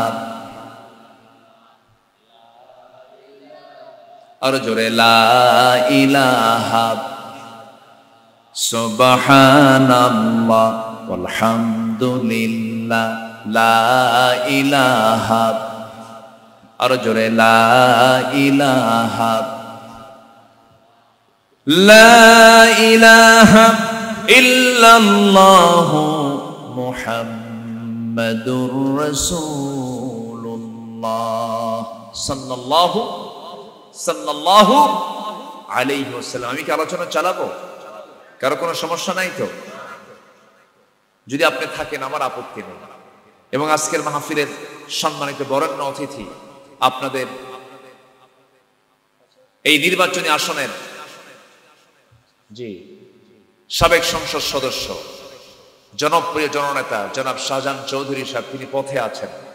তিনি খুব অল্প সময়ের মধ্যে আমাদের মাঝে আসবেন। জোরে বলি ইনশাআল্লাহ। আর জোরে বলি ইনশাআল্লাহ। সম্মানিত ভাইয়েরা, আমরা ইবাদত কবুলে 10টি যে অন্তরায় আছে, 10টি যে বাধা আছে, যে 10টি উপকর্মের মধ্য দিয়ে ইবাদত কবুল হবে না, এর মধ্যে 1 নম্বর হলো মুনাফিকি করা, নাম্বার 2 হলো নামাজে অলসতা দেখানো, নাম্বার 3 হলো আল্লাহ এবং রাসূলের চরম অবাধ্যতা এবং সীমা লঙ্ঘন করা, নাম্বার 4 হলো আল্লাহর সঙ্গে শিরিক করা, নাম্বার 5 হলো সামনে পেছনে পরনিন্দা করা, পরচর্চা করা। এরকম কিছু লোক আছে না নাই বলেন তো? সামনেও একদম যা মুখে আসে তাই বলে ফেলে, গালিগালাজ করে, মানুষের সম্মানের দিকে তাকিয়ে কথা বলে না, এমন কিছু অপকর্ম করা লোক আছে না নাই? আছে। তাদের কোনো ইবাদত আল্লাহর দরবারে কবুল হবে না। একটা সূরা আমাদের সবার জানা আছে, আল্লাহ রাব্বুল আলামিন বান্দাকে তা জানিয়ে দিচ্ছেন কাদের ওয়াইল হবে, কাদের ধ্বংস আল্লাহ পাক চেয়েছেন। আল্লাহ রাব্বুল আলামিন বলেন, ওয়াইলুল লিকুল্লি হুমাযাতিল লুমাযাতিন আল্লাযী জামা'a মালান ওয়া 'আদ্দাদাহ ইয়াহসাবু আন্না মালাহু আখলাদাহ কাল্লা লায়ুনবাযান্না ফিল হুতামাতি ওয়া মা আদরাকা মাল হুতামাহ নারুল্লাহিল মুকাদাহ আল্লাতী তাত্তালি'ু আলাল আফইদাহ ইন্নাহা আলাইহিম মুসাদাহ নারুন ফি আমাদিন মুমাদ্দাদাহ নারুন ফি আমাদিন মুমাদ্দাদাহ। এই তো শেষ। জি আলহামদুলিল্লাহ বলেন। আমার বন্ধুগণ, ওয়াইল কার জন্য, ধ্বংস কার জন্য? যারা সামনে এবং পিছনে যারা পরচর্চা করে, যারা পরনিন্দা করে, যারা মানুষকে গালাগাল করে, তাদের জন্য ধ্বংস হোক। এই সমস্ত চরিত্র যার মধ্যে লালন হবে, তার কোনো দোয়া আল্লাহর দরবারে মঞ্জুর হবে না, তার কোনো ইবাদত আল্লাহর দরবারে মঞ্জুর হবে না। নাম্বার 6 হলো আল্লাহকে যারা ভুলে থাকবে, মন্দ কাজে যারা আদেশ করবে, আল্লাহ তাদের কোনো ইবাদতকে কবুল করবেন না। আল মুনাফিকুনা ওয়াল মুনাফিকাতু বা'দুহুম মিন বা'দ ইয়া'মুরুনা বিল মুনকারি ওয়া ইয়ানহাউনা 'আনিল মুনকার ওয়া ইয়াকবিদুনা আইদিয়াহুম নাসুল্লাহা ফানাসিয়াহুম ইন্নাল মুনাফিকিনা হুমুল ফাসিকুন। জোরে বলুন আল্লাহু আকবার। আমার বন্ধুগণ, আল্লাহকে যারা ভুলে থাকবে, আল্লাহ তাদের কোনো ইবাদত কবুল করবেন না। মন্দ কাজে যারা আদেশ করবে, তাদের কোনো দোয়া মঞ্জুর হবে না। নাম্বার 7 হলো যারা শয়তানের পদঙ্ক যারা অনুসরণ করবে, তাদের কোনো দোয়া কবুল হবে না। নাম্বার 8 হলো রিয়া বা লোক দেখানো যারা ইবাদত করবে, তাদের কোনো দোয়া কবুল হবে না। ইন্নাল মুনাফিকিনা ইউখাদিউনা আল্লাহ ওয়া হুয়া খাদিউহুম ওয়া ইযা কামু ইলাস সালাতি কামু কুসালা ইউরাউনা আন-নাস ওয়া লা ইয়াযকুরুনা আল্লাহ ইল্লা কালিলা। লোক দেখানো যারা ইবাদত করবে, আমি নামাজি আমাকে নামাজি বলবে, আমি রোজাদার আমাকে রোজাদার বলবে, আমি দানবীর আমাকে দানবীর বলে আমাকে বাহবা দেবে, আমি হাজি হজ করেছি আমাকে হাজি বলবে। এই সমস্ত প্রদর্শনেচ্ছা রিয়া উন্নাস যাদের মধ্যে থাকবে, আল্লাহ তাদের কোনো ইবাদত কবুল করবেন না। কে বলছেন বলেন? আল্লাহ বলছেন। নাম্বার 9 হলো যারা কুফরি করবে, তাদের কোনো দোয়া, তাদের কোনো ইবাদত আল্লাহর দরবারে মঞ্জুর হবে না। ইন্নাল্লাযীনা কাফারু লান তুগনিয়া আনহুম আমওয়ালুহুম ওয়ালা আওলাদুহুম মিনাল্লাহি শাইআ ওয়া উলাইকা হুম ওয়াকুদুন নার। কুফরি যারা করবে, তাদের কোনো ইবাদত আল্লাহর দরবারে মঞ্জুর হবে না। আল্লাহ রাব্বুল আলামিন লান তুগনিয়া আনহুম, আল্লাহ নিজেই বলছেন তাদের কোনো কাজ আমার দরবারে মঞ্জুর হবে না। নাম্বার 10 সর্বশেষ হলো আল্লাহর সাথে মিথ্যা দৃঢ় অঙ্গীকার করে যারা অবজ্ঞার সাথে তা ভঙ্গ করবে, তাদের কোনো ইবাদত আল্লাহর দরবারে মঞ্জুর হবে না। ওয়ামিনহুম মান আহাদাল্লাহ, আল্লাহর সঙ্গে যারা ওয়াদা করবে, আবার সেই ওয়াদাকে যারা ভঙ্গ করবে, আল্লাহ রাব্বুল আলামিন তাদের ব্যাপারে বলছেন লানাকুনান্না মিনাস সালিহিন। আমার বন্ধুগণ, ওই সমস্ত বান্দার কোন দোয়া আল্লাহর দরবারে মঞ্জুর হবে না। আমরা এই 10টা বিষয়কে মাথায় রেখে আমরা যদি চলতে পারি, এই 10টা বিষয়কে যদি আমার জীবন থেকে মাইনাস করতে পারি, আমি যা চাইবো আমার আল্লাহ তাই কবুল করে নেবেন। আল্লাহ রাব্বুল আলামিন কবুল করুন, জোরে বলি আমিন। 5 ওয়াক্ত নামাজ পড়বেন কারা কারা একটু হাত তুলে দেখান তো দেখি, জোরে বলি ইয়া আল্লাহ, আর জোরে বলি ইয়া আল্লাহ। আমাদেরকে 5 ওয়াক্ত সালাত আদায় করার তৌফিক তুমি আল্লাহ দিয়া দাও, জোরে বলি আমিন, আরো জোরে আমিন। হাত নামান। নামাজ তো পড়বো, নামাজ রাষ্ট্রীয় পর্যায়ে কায়েম হোক, এটা আমরা চাই না? এর জন্য আমরা দল করব কার? আসতে বলবেন, দল করব কার? যে দল আল্লাহর আইন চাই সেই দল আমরা করব। যে দলে নামাজের আইন কায়েমে, যে দলে আল্লাহর দিন কায়েমের কোনো এজেন্ডা নাই, যে দলের নেতার মধ্যে নামাজের কোনো খবর নাই, যে নেতৃত্বে নামাজের কোনো জবাবদিহিতা নাই, সেই নেতৃত্বের মুখে আমরা থুতু মারি, জুতা মারি। কি কথা ক্লিয়ার? আমরা এটা মাথায় রাখবো, জোরে বলি ইনশাআল্লাহ। যে নামাজ তো নিজে পড়তে হবে, পরিবারকে পড়ানোর দরকার আছে না নাই? যার বউ নামাজ না পড়ে কি করবেন? হ্যাঁ, আপনি পড়ছেন নামাজ কিন্তু আপনার বউ নামাজ পড়ে না, কি করবেন বলেন? হ্যাঁ, বুঝাও কাম হয় না। হ্যাঁ, বুঝাও কাম হয় না, বউটাও নামাজ পড়ে না, কি করবেন বলেন? দেখছেন মাঠটা, তো লক্ষণ খারাপ দেখতেছি। এই যে মার্ডার কেস দেখতেছি, কোথায়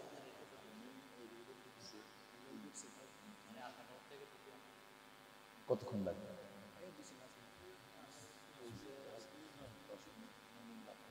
এখনো আমি আর কষ্ট দিতে চাচ্ছি না, এতগুলো মানুষ বসে আছে, কি করব?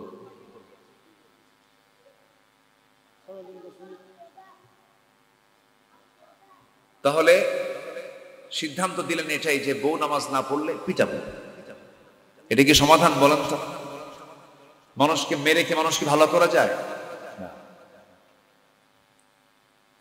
বুঝতে হবে, বলতে হবে একসঙ্গে একই ছাদের নিচে থাকলাম, তোমাকে নিয়ে জান্নাতেও একসঙ্গে থাকতে চাই, নামাজটা পড়ো। এই সুন্দর করে এরকম করে বুঝায় বলতে হবে, ম্যানেজ করতে হবে। আপনি পিটাবেন।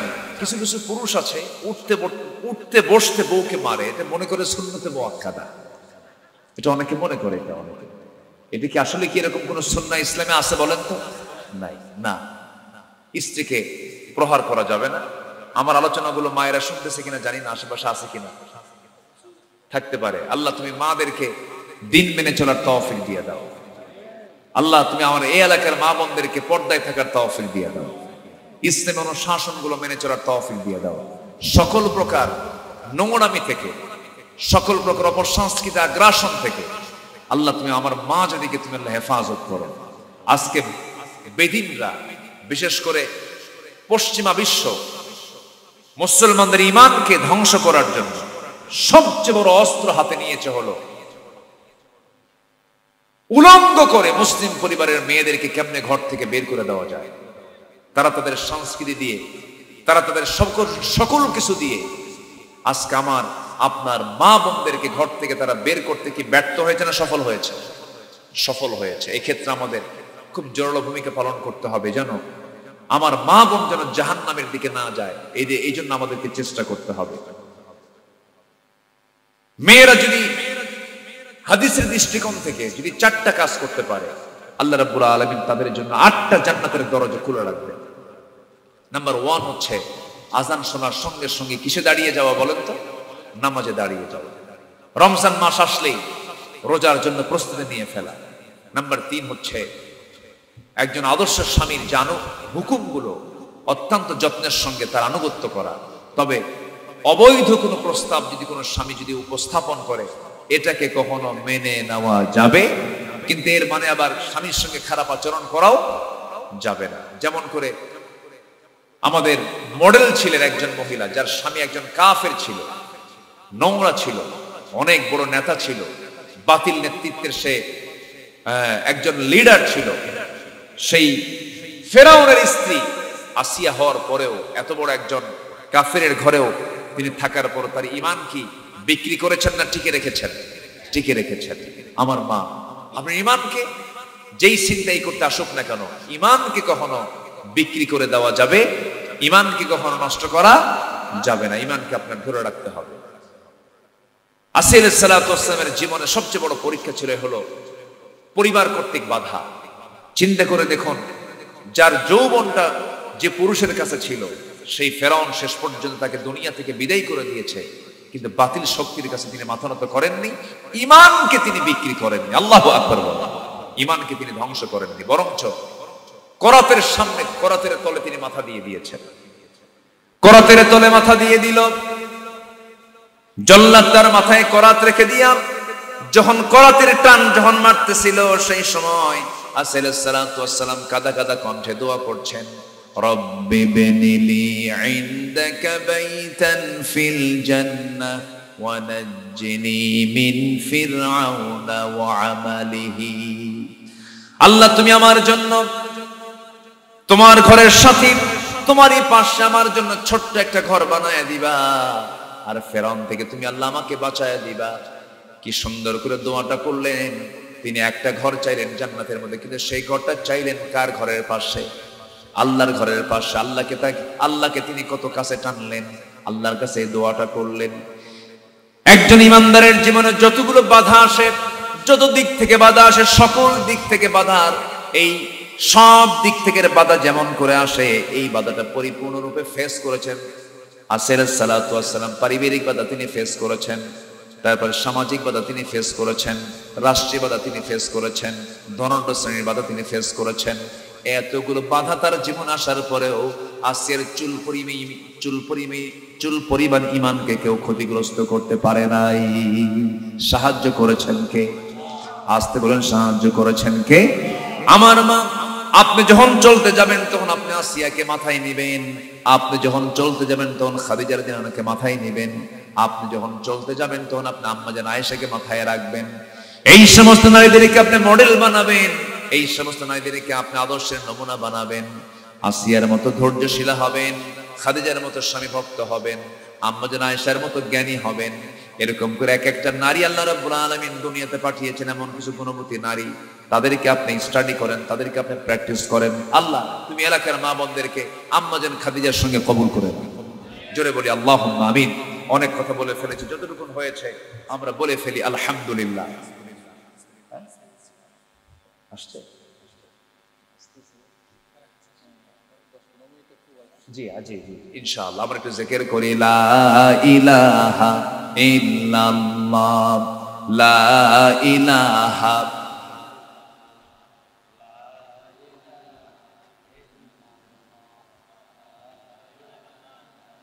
আমরা একসঙ্গে দোয়া করব না ইনশাআল্লাহ? আমরা দোয়া করব। তো আমাদের মেহমান আসবেন, উনি হয়তো পথে কোনো বেকায়দায় পড়েছেন, এতক্ষণ তো চলে আসার কথা। যে আমরা দোয়া করব, দোয়ার আগ দিয়ে উনি কথা বলবেন।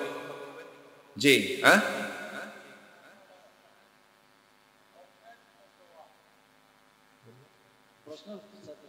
ও আচ্ছা,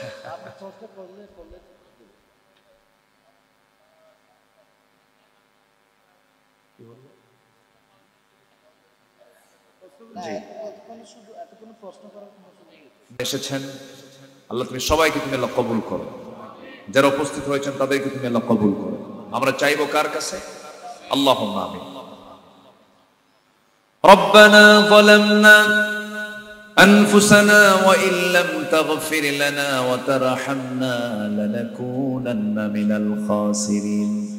গভীর রাত, নিঝুম রাত, ঝিমানো রাত্রিতে হাজারো মুসলমান নরনারী নিয়ে তোমার কালামের কয়েকটা আয়াতকে সামনে রেখে ইবাদত কবুল অন্তরা এগুলো কি কি, কোন কোন অপকর্মের সঙ্গে জড়িয়ে থাকলে পরে ইবাদত গুলো কবুল হয় না, এই বিষয়ে কিছু কথা বলেছি। দুটো হাত পেতে আছে, গুনার দিকে নজর দিও না বান্দা, মনে করে তামাম জিন্দেগীর গুনাহগুলোকে মাফ করে দাও। জনম দুঃখিনী মা যারা বিদায় নিয়েছেন, জিন্দেগীর গুনাহগুলো মাফ করে দাও, কবরগুলোকে জান্নাতের টুকরা বানায়া দাও। আব্বা আম্মার জন্য কি দোয়া তুমি তাও শিখিয়ে দিয়েছ, রব্বিরহামহুমা কামা রাব্বায়ানি সাগীরা। রাব্বিরহামহুমা কামা রাব্বায়ানি সগীরা। বিশেষ করে মাহফিলটার আয়োজন করলেন যারা, শোনার জন্য আসলেন যারা, বিনিময়ে কিয়ামতের কঠিন ময়দান যেদিন কেউ কাউকে চিনবে না, সেই কঠিন মুসিবতের দিন এই মাহফিল সবার জন্য নাজাতের মাধ্যম বানায় দিও আল্লাহ। তোমার বান্দাগুলো কি এমন সময় হাজির হয়েছে যে সময় গোটা পৃথিবীতে মুসলমানদের পায়ের তলায় মাটি নাই। তোমার গায়েবী সাহায্য নাজিল করো, সমস্ত ষড়যন্ত্র থেকে মুসলিম উম্মাহকে তুমি আল্লাহ হেফাজত করো।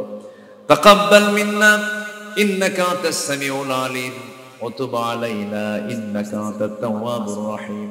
সুবহানা রাব্বিকা রাব্বিল ইজ্জাতি আম্মা ইয়াসিফুন ওয়া সালামুন আলাল মুরসালিন ওয়ালহামদুলিল্লাহি রাব্বিল আলামিন। ওয়াজআল آخر كلمتنا عند الموت لا إله إلا الله محمد رسول الله। আসসালামু আলাইকুম ওয়া রাহমাতুল্লাহ। একটু মনে হয় অপেক্ষা করতে হবে, মেহমান তো আজকের মাহফিলের যিনি প্রধান অতিথি তিনি চলেই আসছেন একদম দোরগোড়ায়। আর প্রোগ্রাম বেশি তো, একটু 5 মিনিট সময় আপনারা একটু অপেক্ষা করেন। আমি আমার পর্ব শেষ করেছি, উনি এসে কিছু কথা বলবেন, আমি এখানে শেষ করছি। সম্মানিত পরিচালক মহোদয় তিনি আপনাদের সঙ্গে একটু কথা বলবেন, এরপর ওনার অপেক্ষায় সবাই থাকবেন ইনশাআল্লাহ। কে মাইক কথা বলেন না।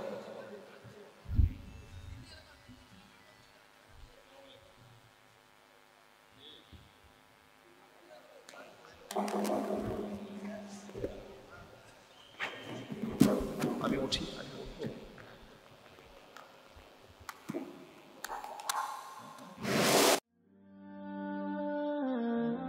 IUB media